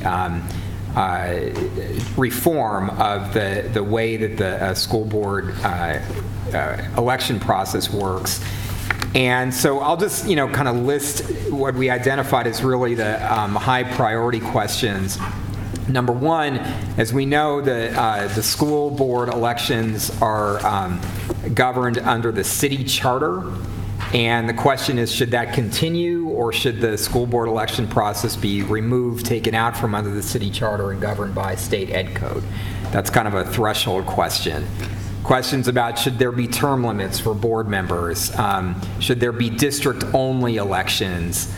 Should there be more than 5 sub-districts or more than 5 board members? And there were some ideas about how those different configurations could look. Should 16-year-olds be able to vote? And this is a conversation that the League of Women Voters in particular and other community groups we know have been raising for a number of years. Should undocumented residents be able to vote? Another issue that's been a real concern to a number of different stakeholder groups. And should school board members, should this be a full-time job, similar to the city council where school board members have a full-time salary and are allocated paid staff? So, number of questions, and the idea was we want to engage the community in a broad process of being able to grapple with these questions. And there could be, after a broad process of community engagement, there could be consensus on answers to some of these questions, and there could be division on answers to others. There could be broad consensus, or there could be really split in the community on any of these questions. But the idea is, let's get out to the community and let's have these conversations. So the notion is that we would, and the recommendation that we're bringing to you is for a couple of key recommendations. One would be that we would establish a committee that the board would appoint to lead the community through this engagement process. And the idea would be we would have automatic representation on the committee from those organizations that either have a formal or clearly an ongoing role within the district. And so we identified 9 entities there: the DLAC, the DAC, the CAC, the PTA, and our labor union, CSEA, SDEA, AASD, POA, and then also a representative from the Student Equity Coalition, that each of those groups would nominate 1 member to serve on the committee. And then each of the 5 board members, in addition, would nominate 3 representatives to the committee, one of whom would be a student. So each of us would nominate 3 members to the committee, and one of our 3 nominations would be a student. So this advisory committee would then come together and would be charged with taking the community through an engagement process and ultimately coming back to the board with recommendations. So if we just want to take a quick look at the timeline, we talk about tonight, Sharon and I proposing to the full board. If the board approves this proposal, we also invited to these stakeholder meetings representatives from the city council, because ultimately, if there's a ballot initiative that involves, well, really anything, either changing the rules under the city charter or in fact removing the district board from the elections from the city charter, the city council would need to put that measure on the ballot. So tomorrow there's a meeting of the rules committee of the city council, and if we approve this proposal tonight, then Sharon and I are prepared to go and present this tomorrow to the city council rules committee. And that at our next meeting on the 23rd, the board would vote on the nominations for the advisory committee, both the nominations coming from the 9 stakeholder groups and the nominations coming from the 5 board members. So that would happen in January. In February, the advisory committee would come together. Over the course of March, we would try to organize town hall meetings in each of the 5 sub-districts to give people from the community a chance to weigh in on these key questions. We also talked about if individual organizations or networks want to convene discussions around these questions, the district would provide support for them to do that. So the district would convene the 5 town hall meetings in each sub-district, but the League of Women Voters or the PTA might want to convene their own conversations, and we would support them in doing that. In April, the election committee, following the discussion of the town hall meetings, would send out a broad survey, across the community that would be informed by some of the discussions that came from the town hall meetings. I think it would be a more effective survey, if it follows the town hall discussions. And then the elections, the advisory committee would come to the board by the last meeting of April and make recommendations. And then in May, the board would take action on these recommendations. And again, we can't say what those recommendations would be at this point, but that would be the general timeline. And then in June, we would go, presuming that there would be recommendations for some sort of ballot initiative, the committee and the board now together would go to the city council and recommend a ballot initiative be put on the ballot. Now, the timing for that could be a November 2018, November of this year ballot initiative. It could be that the timeline moves to the November 2020 election. A lot of that depends on how quickly this process can move forward and how much engagement there is and how much consensus there is. What's very important is that we know in 2021 there will be a new census report, and depending on what the recommendations are, or what the ballot initiative says, there may need to be districts that are drawn or redrawn following the 2020 census, but it would not make sense to do this prior to the 2020 census because then those districts would need to be drawn all over again, following the 2020 census. And so that would mean that the first time, if there was a change in the process for school board elections, the first elections that would be affected by that change would happen in the 2022 cycle. So, Dr. Whitehurst-Payne, I don't know if you want to add anything, but that's basically the recommendation. I just want to acknowledge some of the participants here tonight. I see Dwayne Crenshaw and some of the others here who assisted us in this process, and I want to thank you for your time to help us to do this. Thank you.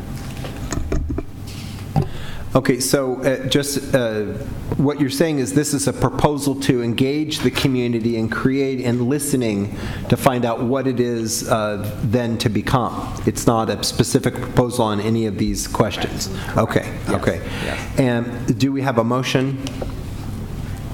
I will make the motion. And we have a motion and a second. All right, we have some speakers on the item. In any order, each speaker has 2 minutes. Citizen, Lorraine Burley, Francine Maxwell. Good evening again. My name's Lorraine Burley. How much time do I have? 2 minutes. 2 minutes, yeah. So this proposal, reading through it, it's too late. The grand jury report was published in May 2017. The City Council had a meeting on July 2017. In October 2017, City Council approved a response. They unanimously approved a response for grand jury findings. And you folks today, here in January 2018, are trying to address this.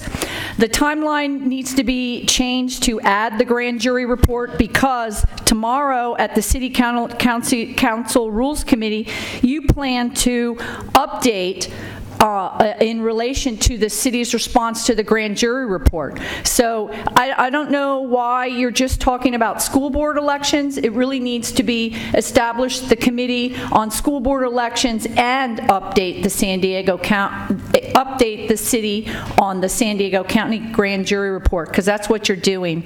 And the other thing I want to comment about is this meeting with these participants. This was like hand-picked members. I'm not sure why these certain council members were included and other council members were not, but it seems like this is a pre-prescribed committee, and it's not really in just with these ballot proposals which are going on, because your timeline basically won't meet any of these ballot proposal timelines that are out there that the Rules Committee meeting will be presenting. So right off the bat, you're not going to make November 2018 for any ballot proposal. So I'll see you tomorrow at the City Rules Committee. I think it's pretty unfair that you talk to us tonight and present to the board when in fact you're going to go tomorrow at 1 p.m. and present to City Council. What is that, 12 hours later you're going to go do this presentation? So I see you tomorrow. So I want the public to know that Richard Barrera left this public meeting to go out in the hallway and chat with his buddy, Andrew Sharp. That would be Andrew, reporter's body, wash up on the beach, Sharp. So let's make that clear. He's out there so he can start putting his spin on his proposal. So I read the proposal, and the school board assumes there's no fiscal impact. Of course there is. John Lee Evans has said there's a $59 million budget deficit, and the superintendent should be watching every dollar. But of course, this huge fiscal impact is what Barrera and Sharon Whitehurst Payne want to hide from the public. Many hours of employee time will be spent on this Barrera project. Overtime for 3 or 4 police officers, secretaries setting up locations and sending out notices, custodians cleaning up after the meetings. This is a 6-month deal. Superintendent hasn't said a word. Why wouldn't she? We know who put her in office. So no wonder John Lee Evans keeps talking about a $59 million budget deficit. The board refuses to state the real impact on the budget on this proposal. It's stating there's no impact. It's going to cost a lot of money. And don't forget, this board laid off hundreds of employees that lost their jobs, so there are fewer people to do all this work that the board is demanding. And the board is reviewing a city charter. There's already a process for that down at the city. It has a large staff and a budget, but they won't give a budget for this proposal. And just like Marnie Foster, the superintendent is letting the board do whatever it wants despite what it's going to cost the budget. It's money that never gets to the kids.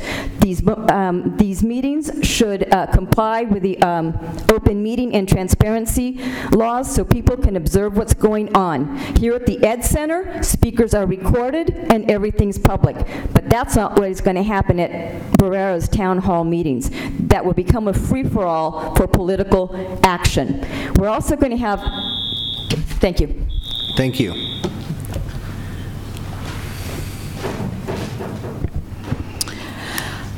This item is simply a stall tactic.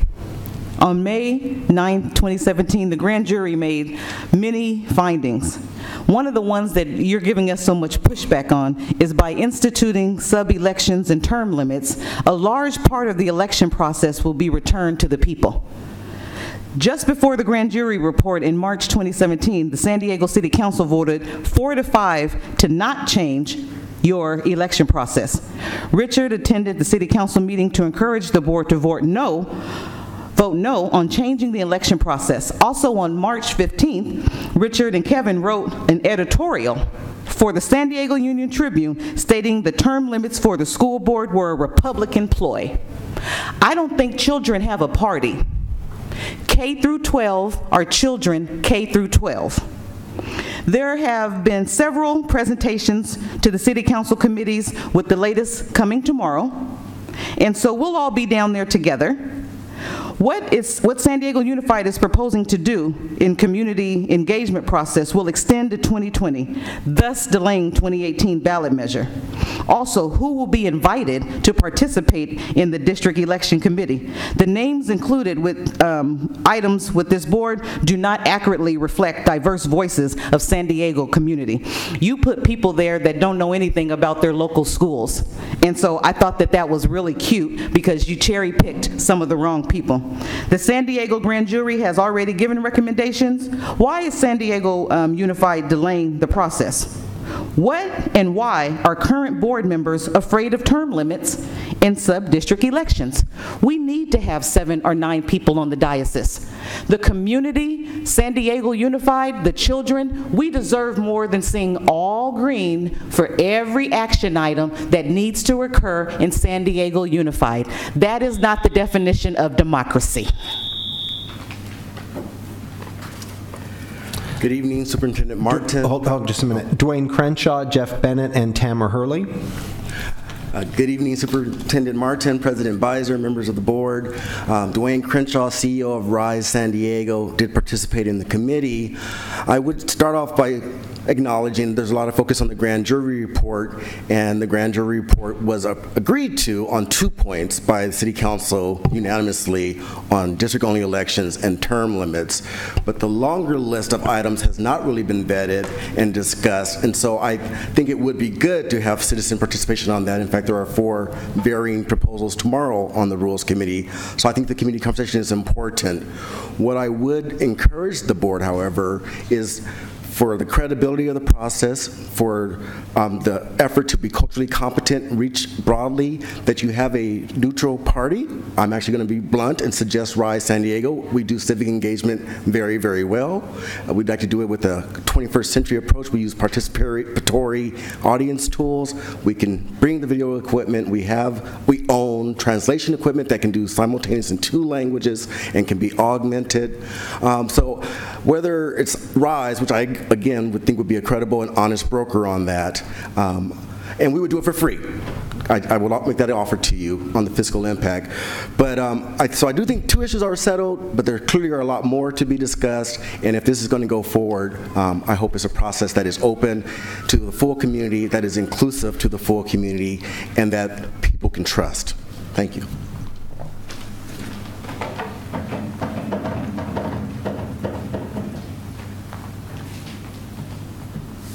Tamara Hurley, you know who I am. I hope you had the chance to read the email I sent you yesterday, since I wasn't sure if I was able to attend tonight. I battled 60 minutes of traffic to get here. I'll give you a brief summary. First, I wanted to say I'm pleased that you have taken steps to move forward on this topic and solicit community engagement. I have a dream of a school board trustees who really get to know their constituents that elect them, who regularly visit the schools they represent, who read and respond to emails, and who meet regularly with constituents because they are not stretched too thin by large sub-districts and the time and energy on campaigning. I dream that people of all walks of life, not just the wealthy, the well-connected, or those with special interest financing, can be elected to school board. I worry about that dream. First, I want to add one item that I didn't address in yesterday's email, and this is the proposed 2022 implementation date. Only the increase in board trustees need wait until the census data from 2021. All other things can be voted on in 2018 and implemented in 2020. As for the community meetings held on this topic by Trustee Barrera, it is important to know that these were closed door and invite only. Interested folks like myself who have appeared before you and the City Council on this topic were apparently not considered interested parties and were not invited. The current proposal would have a significant majority of this new elections committee be board appointed, continuing the perception that this process is board control. Why not include a rep from every cluster who could, in addition to spread the word, help facilitate engagement of their local communities? One community meeting per sub-district is insufficient. Stakeholders will not drive across the vast sub-districts that you call vast to attend. More fundamentally, why would stakeholders participate in these when you have a long history in this district of not responding to stakeholder feedback or taking the advice of advisory committees? What assurances do we have that you will this time? I also do not feel that all the questions are appropriate. I'm most concerned about the unanticipated negative backlash of question 6, whether underdocumented residents be allowed to vote At a minimum, it could be considered a red herring, and more importantly, at a time when anti-immigrant sentiment is simmering, it seems unnecessary, inflammatory, and off-topic.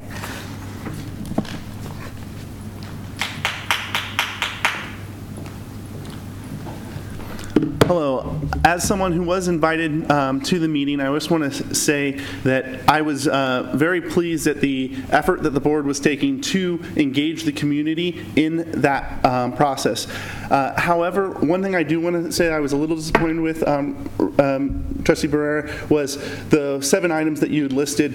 In that second meeting, you had feedback and some adjustments on those to further community discussion rather than prescribe specific ideas, and instead what you've presented today is kind of what we walked into that second meeting with.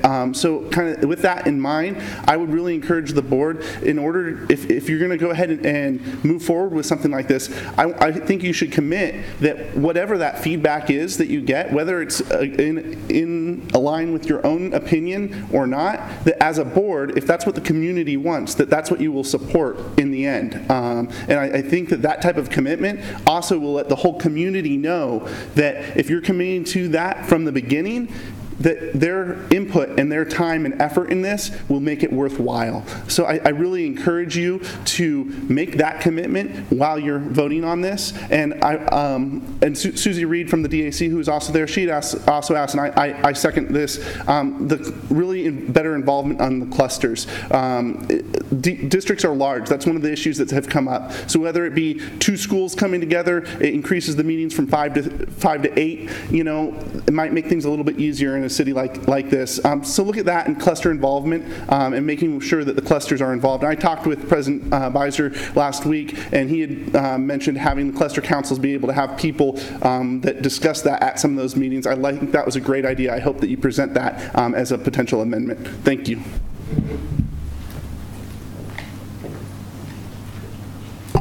Okay, so that concludes, I think, the folks that turned in public speaker requests. Any questions or comments from board members? Dr. McQuarrie? Well, this is a topic of great interest to the people that I've been meeting with and talking with throughout the clusters. So it is important that we have clarity on the task here and the authority. I think it's also important we have clarity on who sits on the committee to make the recommendation to the board, which will have, I'm assuming, final authority on making the final decision. I see here opportunities for multiple ways to gather input, so it's not just a committee.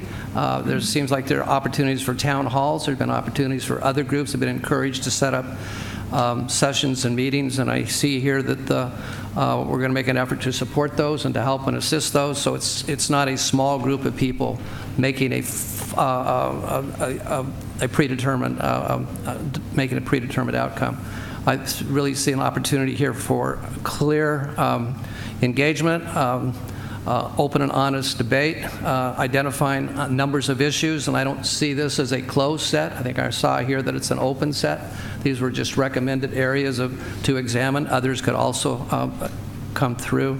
But it is important that we review the recommendations that were made by the grand jury as well. And I know that the city council and they're the ones that will set up right now have authority over our charter, and I think we're asking for to take a look at that as well. So for me, I think it's important that we take a look at what is what authority are we giving the committee?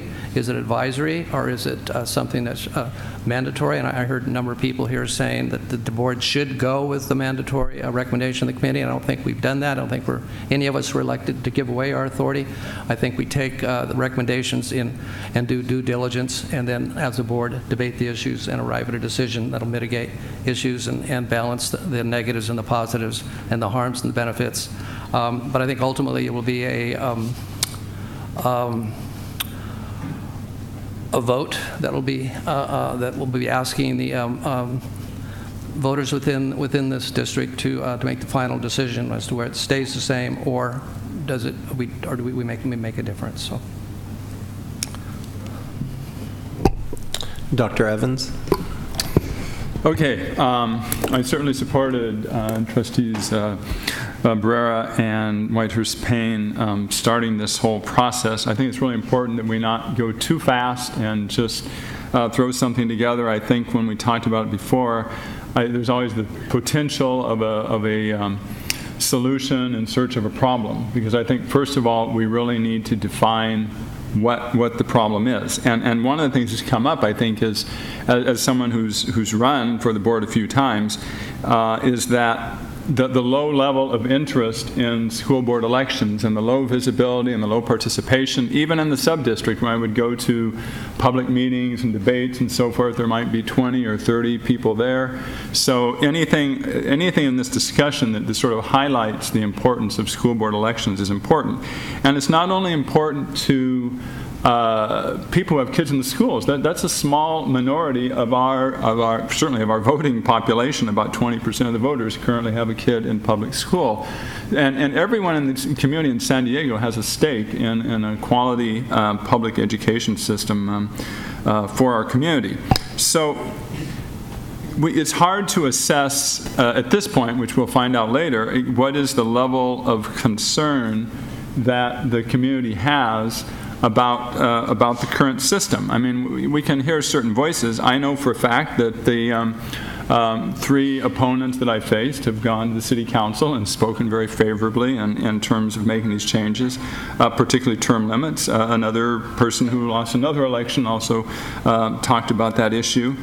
But I think what I would like us to do is in this process, there's a list of questions. But I think first of all, we need to define what the problem is. What is it currently in terms of your relationship as a constituent with your board member? And whether the board member represents 100,000 constituents or 80,000 constituents isn't going to make a huge amount of difference in terms of direct contact. But do you write emails to your board member and not get a response, which is certainly the case many times. And so how responsive do you think the board members are? How in touch are they with what the community wants? And if not, what can be done to do that? Because just putting more people on the board, just saying they're going to be here for a particular length of time doesn't necessarily resolve that. I mean, one issue that we've looked at different times is not even necessarily the board members being full-time, but having additional staff so that we can actually have representatives going to the meetings and providing us with information about what's going on. So that's one issue. And then, as we define the problem, we can say, okay, well, what are the solutions? Does term limits help improve this? Does having district-only elections, does that improve it? And then there's the issue of some of these questions that are listed here. We need to provide a context for them and information, including budget information, what would be involved in terms of making some of these changes. You know, there are legal issues. I'm also concerned that people get distracted by more controversial issues about 16-year-olds or undocumented voters. These are just questions. That's all they are at this point. But that's not the real issue is the effectiveness and the responsiveness of the school board to the community. And it's very clear that I think in the past action of the City Council that they want us to deal with this, that they don't want to mandate what is going on in the schools. They have enough to do managing the city and are really looking for us to come up with some suggestions. But again, when I'm saying we need information, just looking at the question, should the process be under the city charter or should it be outside the city charter? I mean, one thing that people need to know, which I believe, and I'm not citing an actual legal opinion, is if it were to change from the city to an independent source, an independent process, that would involve dissolving the school board and setting up a new school board. And so we have to take that into consideration in terms of what that does in terms of stability. In terms of the term limits, I think people attending the meetings need to know what has happened in terms of the time that board members have served and what's happened in terms of board members being voted out of office. In terms of district-only elections, I think one of the things that's cited a lot of times is it's a very big district, and so therefore special interests get involved. But special interests can also get equally involved in district-only elections. And then the issue of board members being full-time and having full-time salaries, there are issues there in terms of what the laws allow in terms of how much board members are paid. And so if you start having board members that are not allowed to have outside employment and are not getting a very high salary, what's that going to do to the composition of the school board? So, I agree with the general idea. I would just like us to maybe include in this action that the first step needs to be, in terms of questions and comments, needs to be, what is the current status? How are things operating now? What is going right or wrong about board member responsiveness to constituents, and then out of that look at whatever problems are identified, what is the way to improve upon that, and also to include in this action that we would provide a lot of information about, not in terms of saying this is a good idea or bad idea, but all of the ramifications of the different types of things that we're looking at. So I would just like to propose that we add that to the action. If that's clear enough, I know I've gone. But just to sort of make it more succinct, that the first step in the process of these meetings is to assess what is going right and wrong about the current system. Second, then what kinds of changes would improve that. And then third, that we provide information about legal, budgetary, practical considerations of all of these options. Those three things. Duly noted, and I think that the vote that we're taking tonight doesn't preclude the structure or system or how the town hall and things like that are operated, but I think, Dr. Evans, that you make a very good point, and I agree. Yeah. Any other board member comments or questions? Vice President Whitehurst-Payne? I support this process because what I would like to see in the survey in the community is not just only the vocal people. I would like to see John Blow or Sally Edwards or whomever. I'd like to see the broader population to respond to this. And by taking it to the vote eventually, I think we'll get a better answer of what's going on. It's always, one or two people who are rattling, but what's really going on? What are we really hearing? And I think this is a way that we can move in that direction, because ultimately the voters will make their vision known. They will say what they want, and that will be our response. Okay, any other comments or questions? I was just going to add on to what Dr. McCrory was saying about getting the public comment.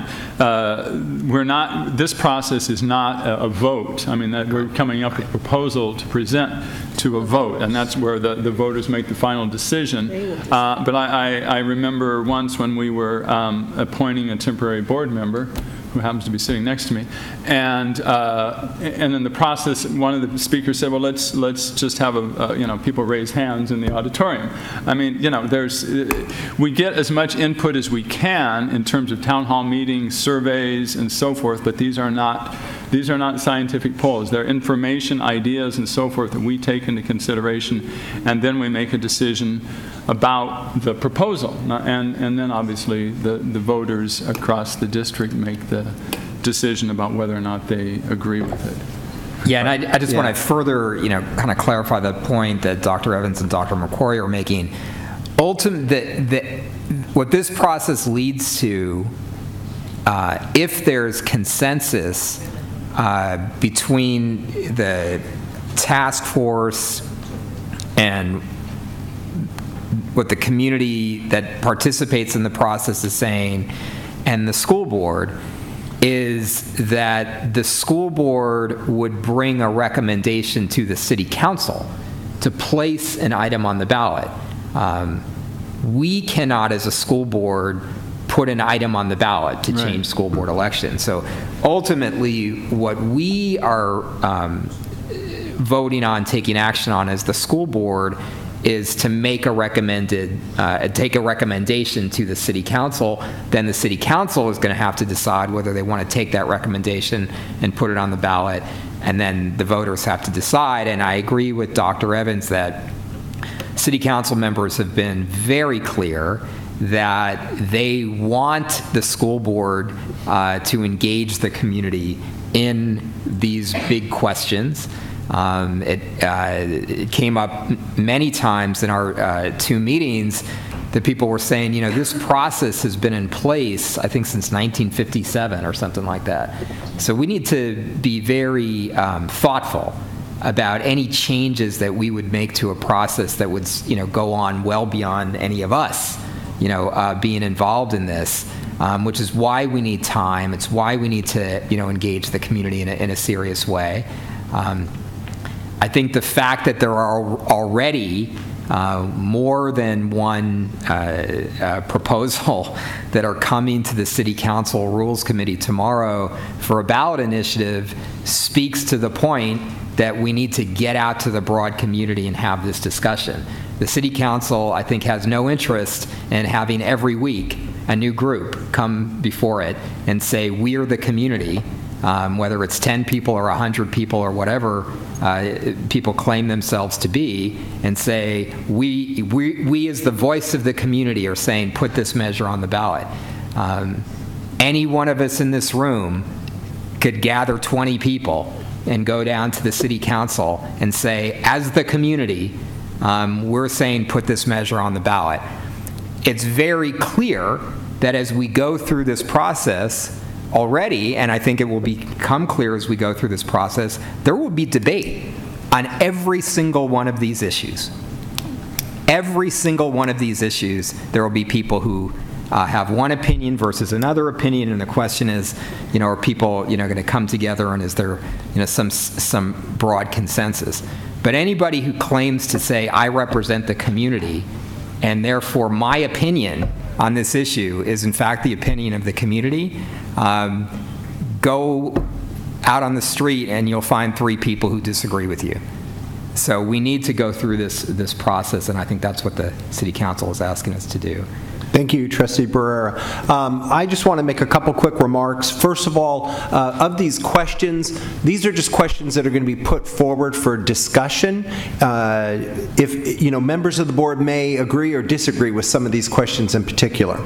And then speaking to some of the public comments regarding cluster participation, there's nothing, in my understanding, that prevents a cluster from putting this kind of information on their February agenda, discussing it and visiting about it, and then bringing maybe a representative to the district meetings, depending upon how that looks. In addition, there's lots of other ways for folks to have input into the process, into the community. If you can't attend the district town hall or whatever town hall meetings there are, then there's other ways to chime in and have your voice heard. I think Dr. McQuarrie pointed that out. I do also want to acknowledge Dwayne Crenshaw and Rise's our offer. Hopefully we as a department, maybe some of the staff could look into some of your recommendations and look at into how your organization might be able to help.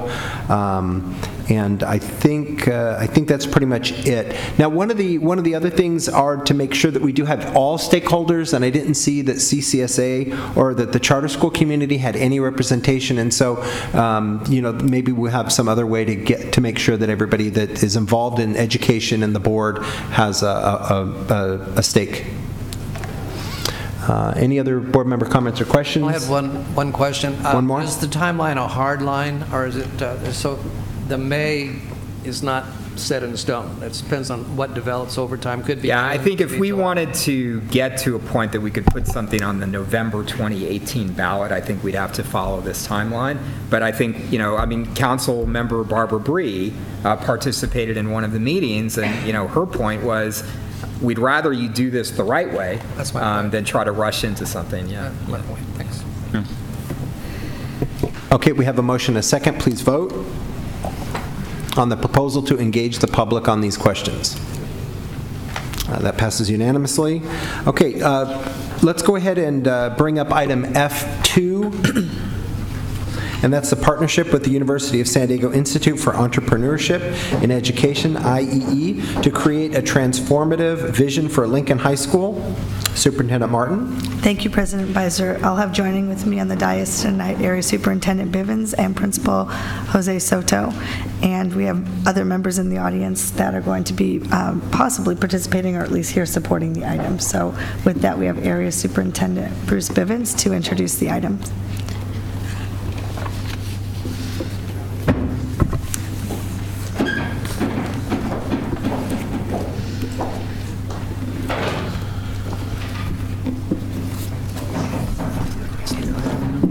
And Dr. Latimer from USD has joined us on the dais too. Welcome. Thank you for being here.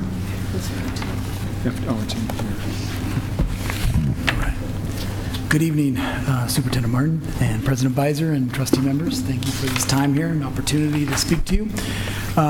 We are excited. Can you hear it? Not very well. Is the green light on? Green light's on. Okay. Testing one. Yeah, just Is that a little bit better? close to the mic. Okay, great. We're excited to talk about this partnership, this innovative partnership between Lincoln High School and San Diego Unified and University of San Diego. And we thank the Lincoln staff here in audience as well for being here in support as well here in the audience. This idea of partnership was first presented this summer when Dr. Latimer presented to some stakeholders of the Lincoln community as well as district representatives. And an idea came up that percolated some interest within our community, this idea of a 9-14 model on the Lincoln campus. This idea spawned multiple conversations throughout the fall and summer and led us to this idea of partnership. Our USD partner brings a wealth of experience and relevant research and a driver for data collection, strong connections with our community, and innovative models for us to learn from and review in our data collection process. We are committed to this process being open and transparent and inclusive throughout each stage of our development and to build off the current strengths and the current work at Lincoln High School. We are committed to what it unveils in the end for Lincoln High School as this partnership helps us shape a strong, transformative, and common vision with clearly defined outcomes and a strategic plan that is embraced by all stakeholders. One note in the MOU that I'd like to make is that there is language in there that speaks to members on a transformational leadership team that will be participating on that team, and it mentions that the word stipend could be a possible way of compensation. In a further document that will be updated later, that word will be stricken and replaced with hourly pay, which is how we compensate members that are working outside of the school day. Principal Soto and I will be speaking on some of the current work at Lincoln High School, and then Dr. Latimer will follow up with an account to all the 4 phases of the partnership process. Okay. So currently, I am on Lincoln campus every Monday for half a day, and I am working with the administrative team and counseling team and other members of staff and instructional visits. With our administrative team visits, we action plan around current needs of the campus, whether it be safety, attendance, grades, coaching cycles, and professional development for staff. With our counseling team, as you know, we offer 2 additional intervention counselors on campus, and we're in the process of restructuring the counseling support staff for a tiered level of support that is responsive and comprehensive to student needs, particularly in the monitoring of grades and attendance and the social emotional needs. So they can act as first responders outside of the classroom to these identifiable needs. It helps us better understand the why to the challenges that they are are impacting our students. Our instructional visits have been centered around 9th grade focus and 9th grade classes, and we firmly believe that it's imperative that our 9th graders get high school right their first year, so high school can be a successful endeavor and they can become college and career ready. So I want to take this opportunity to thank you, President Beiser, as well as Superintendent Cindy Martin and the board. One of the things that we are committed to is that we have honored the legacy and tradition of Lincoln High School. One of the things that I have focused on is providing a systemic approach to make sure that it becomes viable for Lincoln instead of disappearing as years go by. Our mission is to establish and to actually highlight our students' academic success in addition to exceptional character. And this has been the ground for the work that we have engaged there at Lincoln High School. We have committed ourselves to streamline our communication efforts between staff, teachers, parents, and community. And one of the things that we have done is that we have created an outlined organizational chart that identifies specific roles, so that way when parents, students, staff have a question, they can go to a specific administrator. Another thing, we have identified opportunities of collaboration that have been defined, such as Department Common Preps and Modified Wednesdays, which provides opportunity for teachers to engage in collaborative work. Commitments after school have been made to meet with the instructional leadership team to build teacher leaders. In addition, we have scheduled weekly stakeholder opportunities, so that way we can get input from the community in decision-making situations, such as SSC, SGT, PTO, and principals with a coffee with the principal. Bi-weekly meetings with parent-teacher organization and the president of the Lincoln Cluster have been established as well for clear communication amongst our community. Weekly meetings that addresses the safety of our campus and the daily operations of our campus are in place, which include clerical, custodial, and campus security. The reason why I make these comments is because one of the deficits that we've identified at Lincoln High School is the transparency and, in addition, the communication and streamlining that communication to all stakeholders. Having a consistent line of communication has allowed us to engage on a more focused work. And now this is where the heavy lifting is being done. This work centers around quality Tier 1 instruction, which is one of our purposes, in addition to have a guaranteed viable curriculum for our students. And eventually, everything trickles down to how we support our students on a daily basis. Teachers are engaged in collaborative work to implement quality Tier 1 instruction with the support of the district that is identified with student-centered coaching cycles, a guaranteed viable curriculum through the work that the district supports in addressing the needs of our students. Counseling department is working to provide tier interventions. In addition, we do have 2 extra intervention counselors that addresses specific needs of our students that have been assigned through Tier 2 interventions. So therefore, that is the work that we are engaged at Lincoln High School. I want to take the opportunity as well to highlight the commitment that the district has to support Lincoln. In addition, I want to highlight the commitment that staff, teachers, students, parents in our community have engaged in this year. And to elaborate, with our supports in the English language department, we have a full-time resource teacher that's helping us structure and implement Springboard curriculum, so all students have access to the same standards and a guaranteed viable curriculum. Our student-centered coaching cycle has been initiated this year with the math team, as they are developing a guaranteed and viable curriculum as well.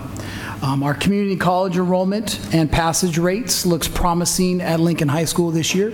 The informal data currently looks like we are approaching the possibility of 100% of the first semester students passing the community college courses, but we will not know final data for a couple more weeks until the college publishes that.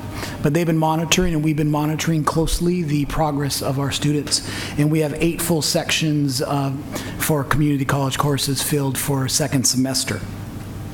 We're also working on this idea of building a restorative community at Lincoln, and we have a full-time pupil advocate on site that works with our efforts at the 9th grade and works with 9th grade staff and Knox students that are restorative leaders in their Knox experience from last year. And they're helping us build a momentum of restorative work on the campus, and staff are signing up to be trained in restorative practices. One of the things that we have this year, we do have our WASC visit, which we are excited to have. It's going to happen in spring, April 30th to be more exact. And we are excited because through this process, we have identified certain needs that Lincoln has. We have conducted the self-study, and we understand that in order for us to move forward, we're going to need resources. In addition to that, we're going to need partners to help us carry on our goals. We've designated every Wednesday as a WASC Wednesday, and usually the phrase that we utilize, we're going to WASC it out. And we meet every Wednesday after school with teachers, with staff members, to make sure that we prepare our students and our teachers for that WASC visit. As you all know, board, it takes the entire staff and students to be on board in order for us to have a successful WASC visit.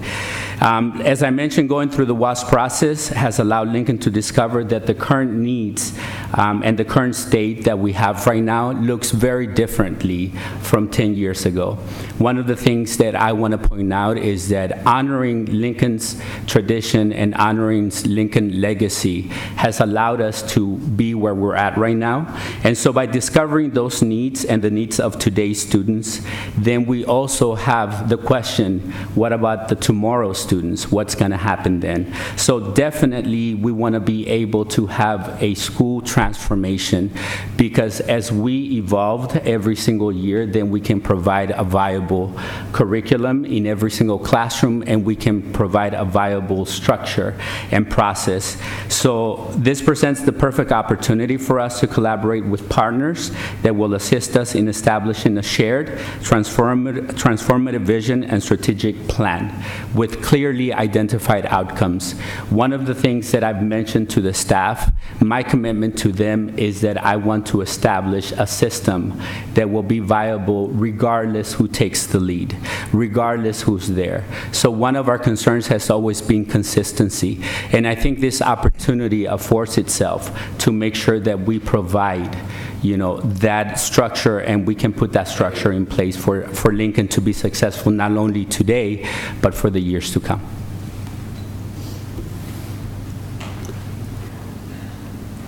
Good evening. Talking into the mic here.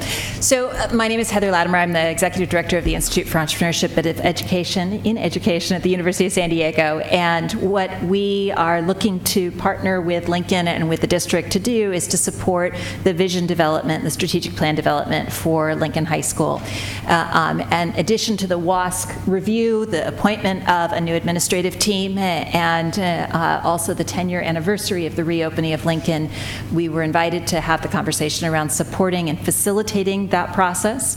Our role is as a facilitator, although as Mr. Bivens mentioned, there are ideas that we've put forward. We are not pushing a particular agenda on what the vision should be. That vision needs to come from the community, from the teachers, from the administrators, from the students, and from the alumni at Lincoln High School.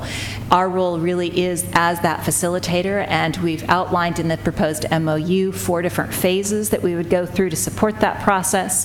The MOU in particular covers Phase 0 and Phase 1. Phase 0 is for the next 3 months to be part of a listening phase to really understand, is there an appetite for this from all stakeholders in the Lincoln community? Is this something that is a priority for moving forward? And there are some specific metrics that are outlined in the MOU to ensure that there is interest of all stakeholders in moving this forward. And that not only gives people who are teachers or students or community members a chance to ask us questions to understand that, but also to have district leadership come in and get the questions and concerns from within the Lincoln community answered and responded to ensure, again, that there's interest in collaboratively moving forward, because we don't want to drag anyone kicking and screaming through a strategic planning process. For those of you who've been through strategic planning, it is work, and we need to have an interest and real belief in the process moving forward. Phase 1 would be from April to June, and it is timed such that that would be after WASC, so that it has the opportunity to build on the findings of the WASC, not only the internal review, but also the external reviewer recommendations. And that's about data gathering, leadership team development. So it would be identifying this leadership team that's going to move the strategic vision work forward. Looking at existing data, potentially collecting additional data through tools such as the Youth Truth Survey, which is an externally validated survey that looks at student experiences, teacher experiences, parent experiences, really being able to put that data together to understand where we are, what are the strengths, what are the challenges, and how do we use that to inform the process moving forward. And then beginning to look at focus groups as well to understand from those groups how they would respond to that data that is gathered through both the potentially new data collection surveys, but also existing data sources. That would take us through the end of this academic year, and that is what this MOU covers. Phase 2 and Phase 3 are outlined in the MOU as potential next phases. At each of these phases, there are points of decision of saying, is this something that the stakeholders want to continue moving forward? Phase 2 would be looking at sharing some of the data that came out with multiple stakeholder groups and developing a vision. What do we want to do in terms of moving this forward? What is the big vision that we want to move forward? Is it about moving towards an existing model such as an IB school, a 914 model, an AP-focused school? What are the priorities of moving Lincoln forward, which again need to come from stakeholders, but also can be informed by our support in looking at other models that currently exist that are successful with similar populations of students. And then finally, Phase 3 would be taking that vision, ensuring that there's multiple stakeholder buy-in, that this is something that the whole community can get behind, and creating an action plan based on that. As I say, Phase 2 and Phase 3 would be potentially in the next year. They're not covered under this MOU, but wanted to outline those within the document in order to understand what could be the potential next steps. So I again want to emphasize, though, we are facilitators. We are not at all about saying this is the process or this is the vision that we want to put forward. It's about ensuring that there's transparency, that there's multiple stakeholder engagement in the process, and at the end of the day that we're empowering and supporting the leadership at the school site to not only be the leaders of this vision and to be the keepers of the vision, but also to move the vision forward. Thank you very much. We do have some public speakers on this item. Come up in any order. Each speaker has 2 minutes. Citizen Cindy Barros, Francine Maxwell, and Dwayne Crenshaw. Okay. So the failure of Cindy Martin is what this is all about. That's what it's all about. Because once again, Cindy Martin, who said last year, and the year before that, and the year before that, that she had a vision for Lincoln. She had a vision. And right now, I just watched her as this lady from USD was speaking, nodding her head, nodding her head, nodding her head. And we're going to have a listening tour. She did that. And we've got USD coming in here. Now remember what happened with UCSD. Richard Barrera called his buddy, Andrew Sharp, and said, how are we going to do this? How are we going to get UCSD on board with what we want to say to the public about the 92% graduation rate? Because UCSD didn't come up with the 92% graduation rate. And so now we've got USD coming in here. It's very scary. We've got a superintendent that Barrera and this board put in violation of the Brown Act, and we're starting all over. Parents come and tell us what you think. Parents do this. Parents come to meetings, and we have a 70% rate of children that don't understand math at Lincoln. 70% of the children don't understand math. It's not about USD's program, and it's not about UCSD. It's about having quality teachers. And until you get some teachers there that can teach, that don't give you a 70% below achievement rate, you've got nothing.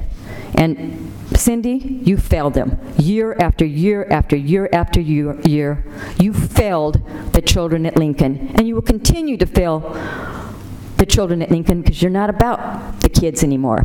You're not about the heart. Remember the heart? You lost that a long time ago.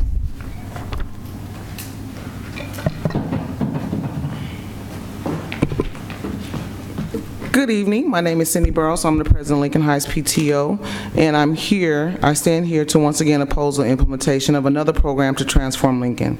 We have the STEAM Middle College with the Innovation Center, all programs designed to transform Lincoln and increase our parts of education in there. Why aren't these programs being provided resources from the Area 1 Superintendent's budget? I understand there's a $20,000 budget of his discretionary budget that will be used to implement this program. Why isn't that money being utilized to help supplement the programs that we already have? This partnership, I feel like, is just another feather in someone's cap. We know Dr. Latimer has an extensive list of resources, authored very many novels, and has a very long list of financial donorship that she can provide to the district. I don't believe the district needs that donorship from her. If it's a budget item that is being funded, we need to refund that. We need to change that. We need for the Area 1 Superintendent budget to be pushed to our 9th grade classes to enable the proper teachers to come. Everyone on this board is a public servant. I'm very disappointed that the community is not involved in this decision-making process of this MOU. Initially, the community was, and as a new version of this MOU has been set out, the community is missing. I sat for the approval of this in the beginning, and no one here that's in that meeting is here today, except me. So where are all these other community members? Where's all this other stakeholder membership? Because I didn't get any of it. And I am one of the most vocal and advocated people for Lincoln that you will probably see. I enjoy our meetings with Mr. Soto, a lot of the information that was passed out, but it is not involving all the stakeholders because this here was not approved by the initial meeting. No one in that meeting approved of this MOU. There was one member that was there of the staff that wanted to do this, but no one else did. So why is this in front of the board? Why are we putting the cart before the horse? Why are we approving an MOU when the stakeholders never had a say in it? Please rescind it and let's rework it again.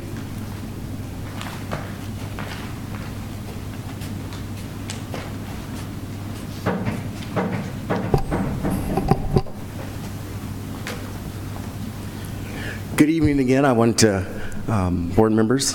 I'm here again, Dwayne Crenshaw, Rise San Diego. One, to support our partner, IEE. We are very excited that Rise has an Urban Leadership Fellows program that you may have heard of, and this spring we will be launching in partnership with IEE Rise Up, which is an urban principal preparation pipeline program that has been funded independently, privately, and hopefully it will produce principals of color from urban communities who have the mindset that we've heard from Mr. Soto. Recently had a chance to meet with Principal Soto and Vice Principal Wiggum, and when I hear the word transformative here, it may have been used before, but we speak the same language, and I really believe that this is transformative. We talk about adaptive leadership with Rise San Diego. This can't be another technical fix. This is an adaptive challenge that is going to take a sustainable solution. So I love to see that language. I have confidence from that meeting that you all will do that job. And I actually would acknowledge phase 0 because I do think we need to, similar to the last issue, and Rise again will volunteer to be involved. really make sure that all stakeholders, like Cindy Barros, like Francine Maxwell, who are true champions in the community, there are a lot of different voices, but that everyone feels included in that process. I didn't go to Lincoln. I grew up in Lincoln. My claim to fame is growing up across the street from Marcus Allen.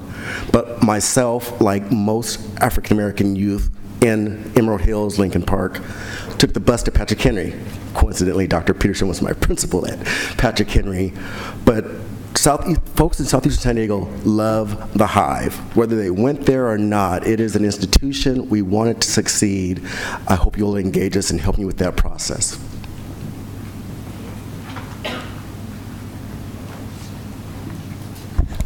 Phase 2 and 3 wasn't included in the MOU for the $20,000 that Bruce has given, so I'm wondering if that's another $20,000 that he's sitting somewhere in his discretionary.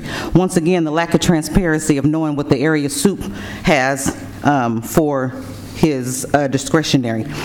April 29, 2014, board documents reflect that $724,500 was allocated to implement Lincoln High School STEM Middle College. What happened to the program? This time last year, 2017, 49 of 66 students, Fs, remedial math. Why did Lincoln High School STEM Middle College fail? Has it ever really been explained to the parents, to the guardians, let alone the community and alumni? Because remember, they only want to come to the Hive to mostly throw a party and come to do football games. So when you say that you're engaging alumni, they need to be sitting in an SGT meeting and an SSC meeting so that they can see the Title I money that's being wasted on the librarian. Now $20,000 more is being allocated to go back to square one. What happened to the action plan presented April of 2014? What happened to the action plan 2013 when Cindy Martin said, and I quote, "When we get Lincoln right, we get America right." Now, 5 years later in 2018, we're contracting with someone in another action plan. How many action plans are you going to have until you make this superintendent sit down to make sure that Lincoln has the people on campus that have the will and the skill? The fakery should be over. For 5 years, you've sat there and watched the cancer that's at Lincoln, and you made a decision not to cut it out. You could have went to the teachers union and got a special letter that would allow Lincoln to cut out of the 4 cancerous that's taken over that campus, give me 2. We can turn this thing around if you would step up to the plate and do what you need to do for children and stop cowtelling and making sure that adults are getting contracts.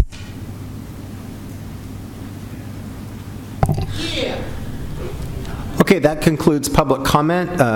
Any school board member questions or comments about the MOU or the proposal?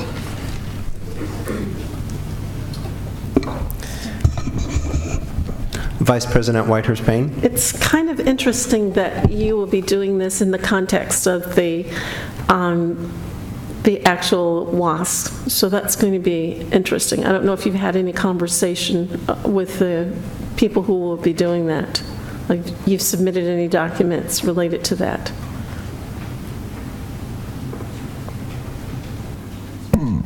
So, just so I'm interpreting your question right, you mean the timing happening when the WASC. That's why there's phase 0 of a listening phase, and the WASC has been 95% written, and it has to be submitted a couple months prior to the visit, which is coming up.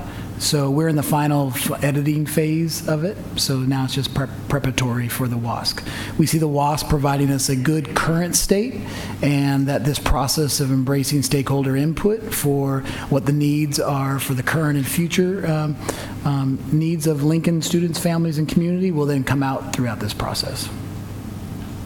Part of the WASC is to look at, you get your ratings for future years, and of course you're talking about, it's going to be tricky, I think. You guys need to really pay attention to that and let them know what's going on. I served as a commissioner for WASC for community colleges, and the process is similar in that you're getting your rating going forward. And having sat on that panel, that could be an issue if you don't finesse it properly. So just let them know that.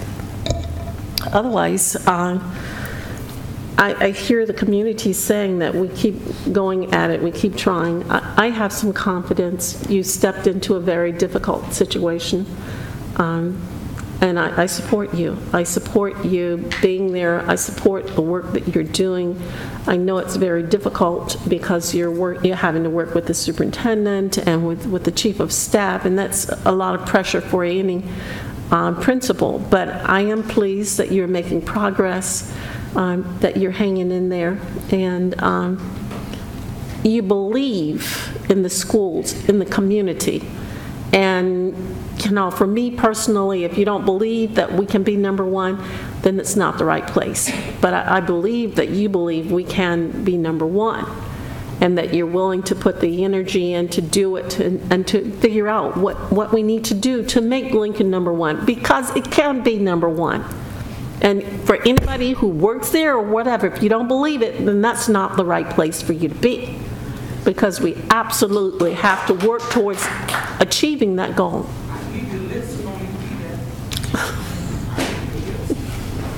Any other board member comments or questions?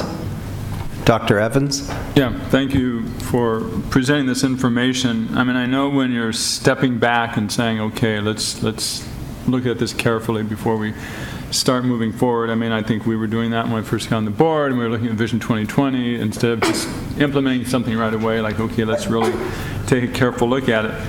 And it's hard to tell, what is the actual environment on campus. I mean, I haven't been there this year. And I know, like, for example, when the Claremont students came earlier and presented, it gives a pretty, I mean, they're not representing all of the students, but it still gives a sample of kind of what's going on.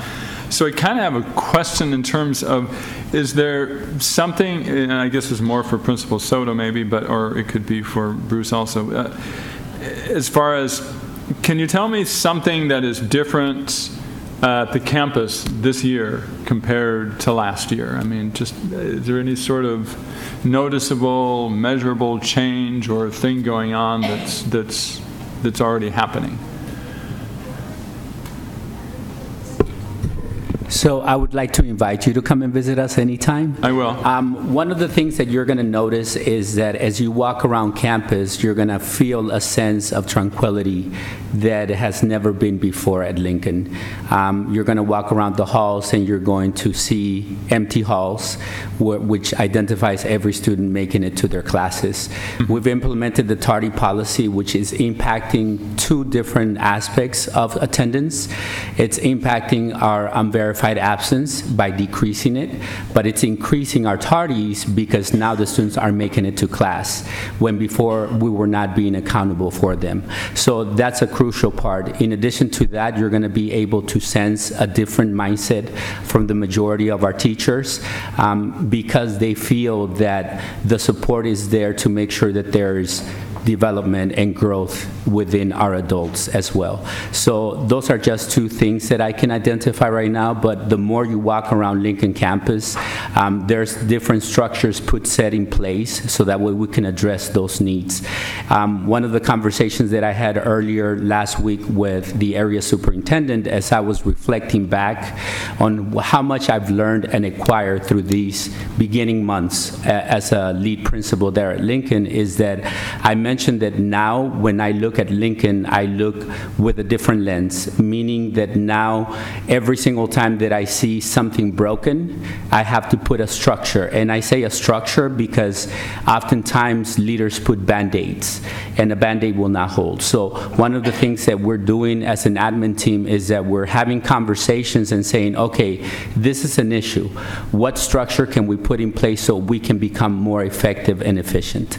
And the reason why is because ultimately, what I have conversations with adults, I say that education is a treacherous road, because every second of every moment, you have to be cognizant of every decision that you make. Because at the end, what's going to happen, if you make the wrong decision, you will not only impact one life, but you impact generations. Because as adults, we influence our students, and if they have a negative experience with us, then definitely they're going to take that with them, and they will influence future generations, meaning their children, their children's, and now that becomes a problem, not only to us, but to society in general. And what, thank you. And what changes are going on with the teaching team? So with the teaching team, last year we started the work through Springboard. That is our guaranteed viable curriculum for English. We've noticed that our students come with deficiencies from all the way from elementary to middle school, and then when they come to us, we are expected to do a miracle in 4 years. So one of the things that we've engaged is what can we do now to make sure that we impact as much our students that are coming in with deficiencies. We've integrated an intervention aspect in the master schedule where students not only are taking English, but they're also taking a mirror class where we address their needs and we try to fill in their gaps.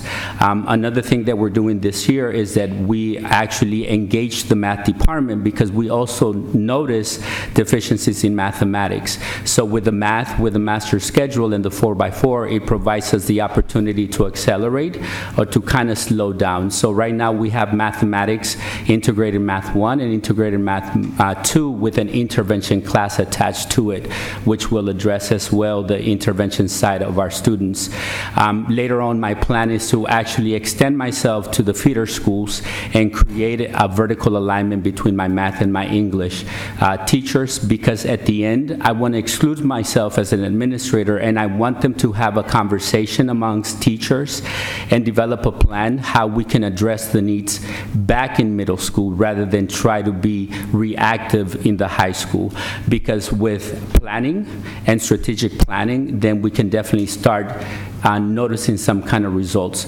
Right now I'm gathering data that goes all the way back to 10 years, because one of the things that I want to point out is that to community members, to parents, to my students, I want to demonstrate to them that sometimes challenges happen and we have to derive from data and what history teaches us. That's why I started my conversation today with you, the board, with saying that I would like to honor legacy and I like to honor tradition, because there's a lot of things that have been done good at Lincoln. Now it's identifying a system and put that system in place to make sure that it's not only pockets of success, but it becomes a general success in all. And you also have a green shirt. Yes, sir, I do. I always try to wear green. If not shirts, I wear my Wask It Out bracelet. I just have one more question, and this pertains to all schools, so just indulge me for a minute. But what time does your school start? We start at 7:25. And what do you notice about the students during first period? We do have an issue with attendance first period. Yeah. Well, and just bring this up, and this is not for immediate action or anything like that, but one of the issues is in terms of when we look at later start times and the health and student achievement benefits and so forth, is that, we have a lot of problems with buses, when students are choicing in other neighborhoods. And I doubt that you have very many buses coming to your school. Is that correct? That is correct. So this is a case of whether it's a school who isn't bound by this budgetary logistical problem in terms of start times, and it would be interesting to see in a neighborhood school what would happen if students actually came to school more rested and alert. And even adults. Yeah. Yes. And I'm just saying that because I think that it could make a real difference, and it doesn't have all the logistical problems that it does with other schools, and it also kind of fits into how you market the school as a neighborhood school. I mean, because obviously kids who get on the bus have to get up at an ungodly hour and go to school and that much more tired, and it would be interesting to see what would happen to a school like Lincoln if the school clock was more in line with the biological clock of teenagers. So just food for thought among a million other things. Thank you. Vice President Whitehurst-Payne. Just one other quick question. We're supposedly going to be visiting again. Okay. You didn't know that? Yeah, okay. But I've requested it. But I just want to go back to what you said about the intervention and support classes. Are they offering different strategies and different ways to support the students rather than the same thing they're getting in the regular classroom? Or have you observed any of that? So one of the challenges that we faced as we're having conversations with our math department particularly is that as teachers, it's really difficult to identify and separate an intervention course and a content course. And so the conversations last year was, how can we define that? Through the summer and at the beginning of the school year, we started talking about a viable curriculum for mathematics. So we introduced transition to algebra. And through the assistance of the Office of Secondary Schools, we started working with student-centered coaching cycles where we are addressing our 9th grade. First, we start small, so that way we can replicate a system. And so we're working with 9th grade PLC in mathematics, and we're having conversations about lesson design and how we can separate both. So that conversation has started. I don't have enough data to say whether we can, whether it's being effective, yes. Superintendent Martin, did you have any other comments or? Okay, Trustee Barrera. Yeah, just really quick. I just very much appreciate this presentation, because I think what you're doing is you're laying out, I think a thoughtful process, Heather, with the, for visioning and for, thinking about the long term. But we're also hearing the intensity and the focus on detail now. And, I don't think anybody here has any confusion that we're talking about going through a visioning process so that 5 years from now Lincoln can be a great school. What I'm hearing is every day, you and your team, and then supported, by the district, are working on improving instruction, improving curriculum, focusing on the kind of professional development that we know, produces outcomes, and focusing directly on the needs of the students. And I think we all have a sense, obviously, Dr. Whitehurst-Payne more than the rest of us, that what is new and what is different, at Lincoln this year is real confidence around leadership. And I certainly have had conversations, with folks at Lincoln who, for years, might have been on different sides of, who the leader was and what the, direction. I think people feel like they're on board, and going in the right direction now. And because of that, I think that sets up, Dr. Whitehurst-Payne talked about you got to believe first, and I think there is belief, and I think that's, allowing you to go in. Really with a sense of urgency and intensity to make improvements in instruction and curriculum today. And so I appreciate it's two processes, and it's parallel processes. It's the work that's going on every day right now with a high level of intensity, and we're talking about a thoughtful process for visioning for the future. So much appreciated. Dr. Michael McQuarrie? Sure. Yeah, I want to go back to the reference you made about involving your feeder system and vertical articulation, and I did hear the part about restorative practices and the effort with Knox, and I'm wondering we have a similar effort with the other middle school with Millennial Tech, and what we find is that the high school is not an island. It's not only an island within its community, but it's also not singular within the effort to provide quality education support. You mentioned the effort to identify the gaps and the skill gaps in the students that are coming to you. So I just want to know what emphasis or how you're going to include that feeder system within the plan and the project. So one of the things that our area superintendent has allowed us and given us an opportunity as a cluster is to meet an hour before our cluster meetings. So that opens up an opportunity for us to collaborate and have conversations as to how we can become one cluster. One of the things that I've noted for the past 5 years is that even as a cluster, sometimes we work in silos and we think we are the only school. And that's very true when you are in the classroom as a teacher as well. You go behind your closed door and you become an island if you choose to. It takes everyone and it takes a collective to make sure that we move forward in unison. And so definitely one of the first things that I've done right now is that at the end of December, I actually gave everybody in the cluster, every school, every principal, a banner from Lincoln, and it states the mission. Lincoln's mission is to inspire academic success and exceptional character. And the more I keep on repeating our mission, the more evident it is that people are coming out and saying, you know what, this is what I want to do as well. So right now as a cluster, we are encountering that conversation as to what do we need to do to identify ourselves as unique. And once you identify that idea, then definitely we can start moving forward. And being from the military, when you find a goal, you move in unison and you march. And so definitely that is my approach. This second semester, what's going to happen is that I will provide that opportunity. I've already communicated with the two middle school feeders, and then eventually I want to extend to the elementary schools. And the reason being is because if we give people an end result, then definitely people will be able to come on board. And so sometimes I go crazy as I talk about the possibilities and what I believe Lincoln can become. And the reason why people may call me a dreamer, but I'm not, because I see the potential. In addition, I see the collective wealth there at Lincoln.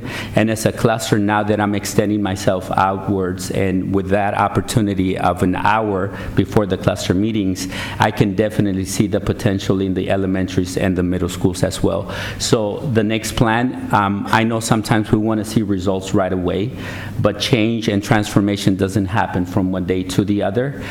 It's about identifying and having a strategy right now. So my first immediate approach is to reach out to the feeder schools or the middle schools, and then eventually go to the elementary. So just planting that seed of the mission of Lincoln and putting that logo and saying one Lincoln, one voice, I think we can definitely become that one voice.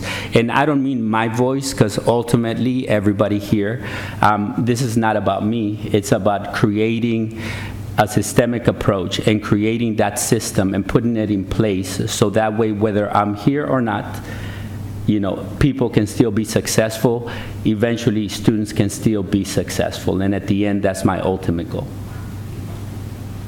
Trustee Barrera? Yeah, I think just building on that, as you're describing the work in the cluster with the feeder schools, I'm imagining that those feeder schools will be part of this visioning process. It makes sense that this is really a cluster process, as well as, you know, the specific stakeholders currently on the campus.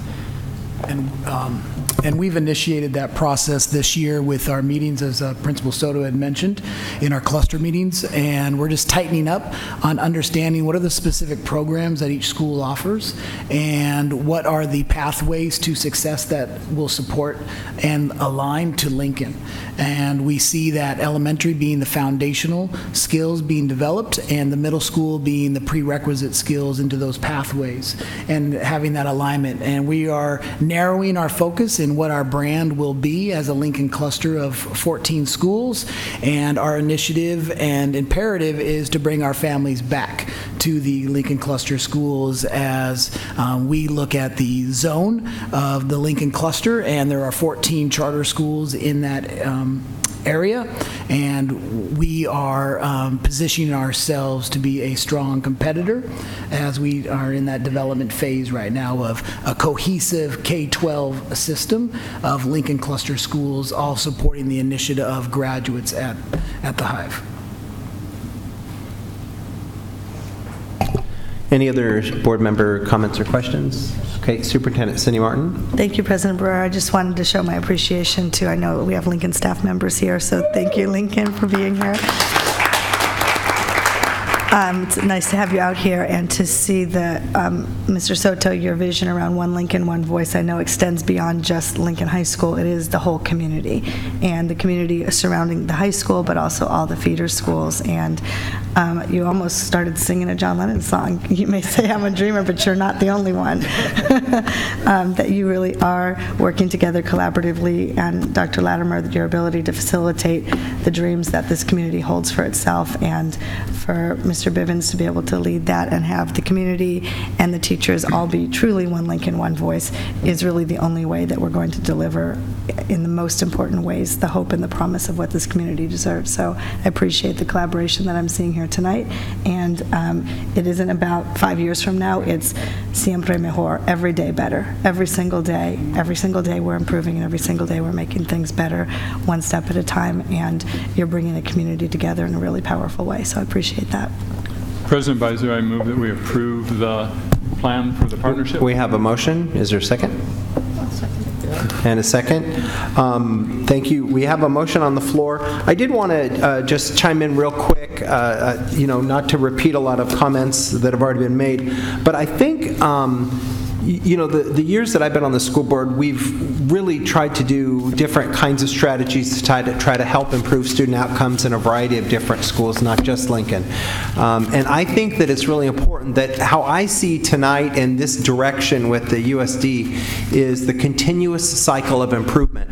And what Principal Soto, I think, articulated was that they're currently undergoing a lot of positive changes, and to try to make math supports there, because rigor with support is the key to success. And really under a very strong, solid understanding of the fact that you can't start to help change the direction of these children's lives in high school. It starts much earlier than that, in the elementary and the middle school.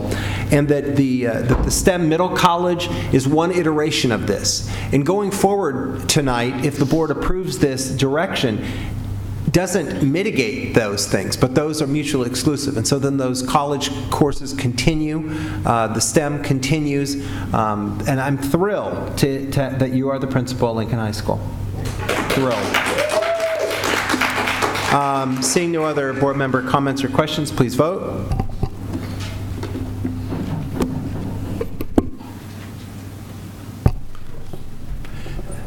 That is approved unanimously. Thank you very much for your staff presentation and for your partnership. All right, it's my understanding now we're going on to the superintendent's consent agenda, items J2, 7, 14, and 18. We do have some speakers.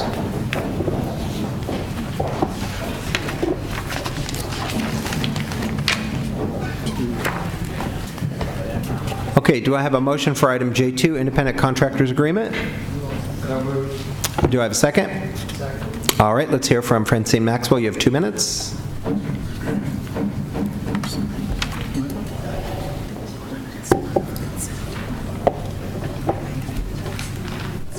I won't need that long. I just wanted to make sure that when the board has a discussion, whenever they discuss things in closed session, that J2 showed it doesn't give us much as a person that wants to go and read to find out what the school board is doing. I saw somebody that has a contract for $1,000, and they're going to make 3 videos, and they can be reached by phone for training and consultation.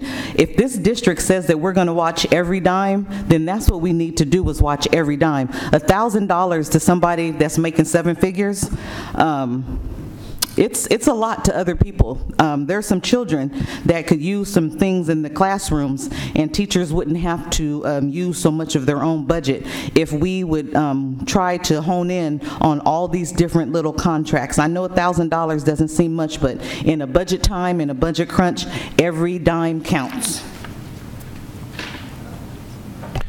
Okay, any board member comments or questions? Okay, please vote. All right, do I have a motion on item J7, the authorized release of liability from Good Sports Incorporated to the district for donation of physical education equipment at various middle and high schools? Is there a motion? Do I have a second? Okay, thank you. We have one speaker, Francine Maxwell. You have 2 minutes. Okay, it's on the blue sheet located at both entrances. All right, please vote. That motion carries. Item J14. Do I have a motion? And a second? Second. Okay, we have a motion and a second, and we have one speaker. Citizen, you have 2 minutes.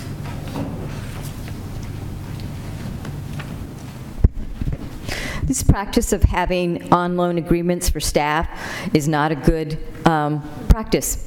Either people work for San Diego Unified and they are committed employees for this district, or they choose to go work at an outside school, they change jobs, they go to a new school, and that's it. This on-loan agreement means they can come back to San Diego Unified. That's very disruptive, and I don't think that's a benefit that any employee should have. If an employee chooses to leave and go teach at another place, then they're gone. And then open up that position for people to step in and have a career without having to worry about somebody that left the district for many, many years can come back and in the middle of layoffs and all those things, suddenly these people get bumped. Thank you. Any board members' comments or questions about J14 on loan? Vice President Whitehurst-Payne? I think the question comes up often about why do we put people on leave replacements? But we're holding positions for folks like this, so we have to replace them, and we put them on others on leave replacement so that we can keep positions like this open. And this is ed code, but it's problematic. Any other board member comments or questions? Okay, please vote. Okay, the motion passes 4-1. And then the last item, J18. Is there a motion? Do I have a second? Okay, we have a speaker. Citizen, you have 2 minutes. So I see you could spend up to $900,000 for the bus repairs and all of those things that you have to do for buses. But I think that what concerns me is when this district is spending that kind of money, and they have so much money, because you guys have had money pouring in up for the last, since Cindy took over, since Cindy was appointed by Richard Barrera. So I want to ask you guys, when you're doing these bus things, why are you sending bill collectors after parents for $10? Why are you spending that kind of money to go after people that don't have the money? Because if they can't pay it, they don't have the money. And what you people are doing is you are pushing people down, poor people down, people that can't afford to pay for a bus, but they don't have an option to get their children to school, which you guys benefit from because those kids represent money. They generate revenue for you when they show up. So why are you charging these parents $500, and if they can't pay it, you send the bill collectors after them? You just have to do something different. I just can't believe that spending $10,000 for a bill collector can really generate any more revenue for you than that. You guys really have to look at it, because that's a lot of money for parts. You have to spend it, not a problem. So in the process of that, why don't you just suck up the loss of parents that can't afford to pay for buses? It doesn't cost you that much. Any board member comments or questions? Okay, please vote. Okay, that passes. All right. Are there any other non-agenda public comments? Okay. The next regular meeting will be held Tuesday, January 23rd, 2018 at 5 p.m. We are adjourned.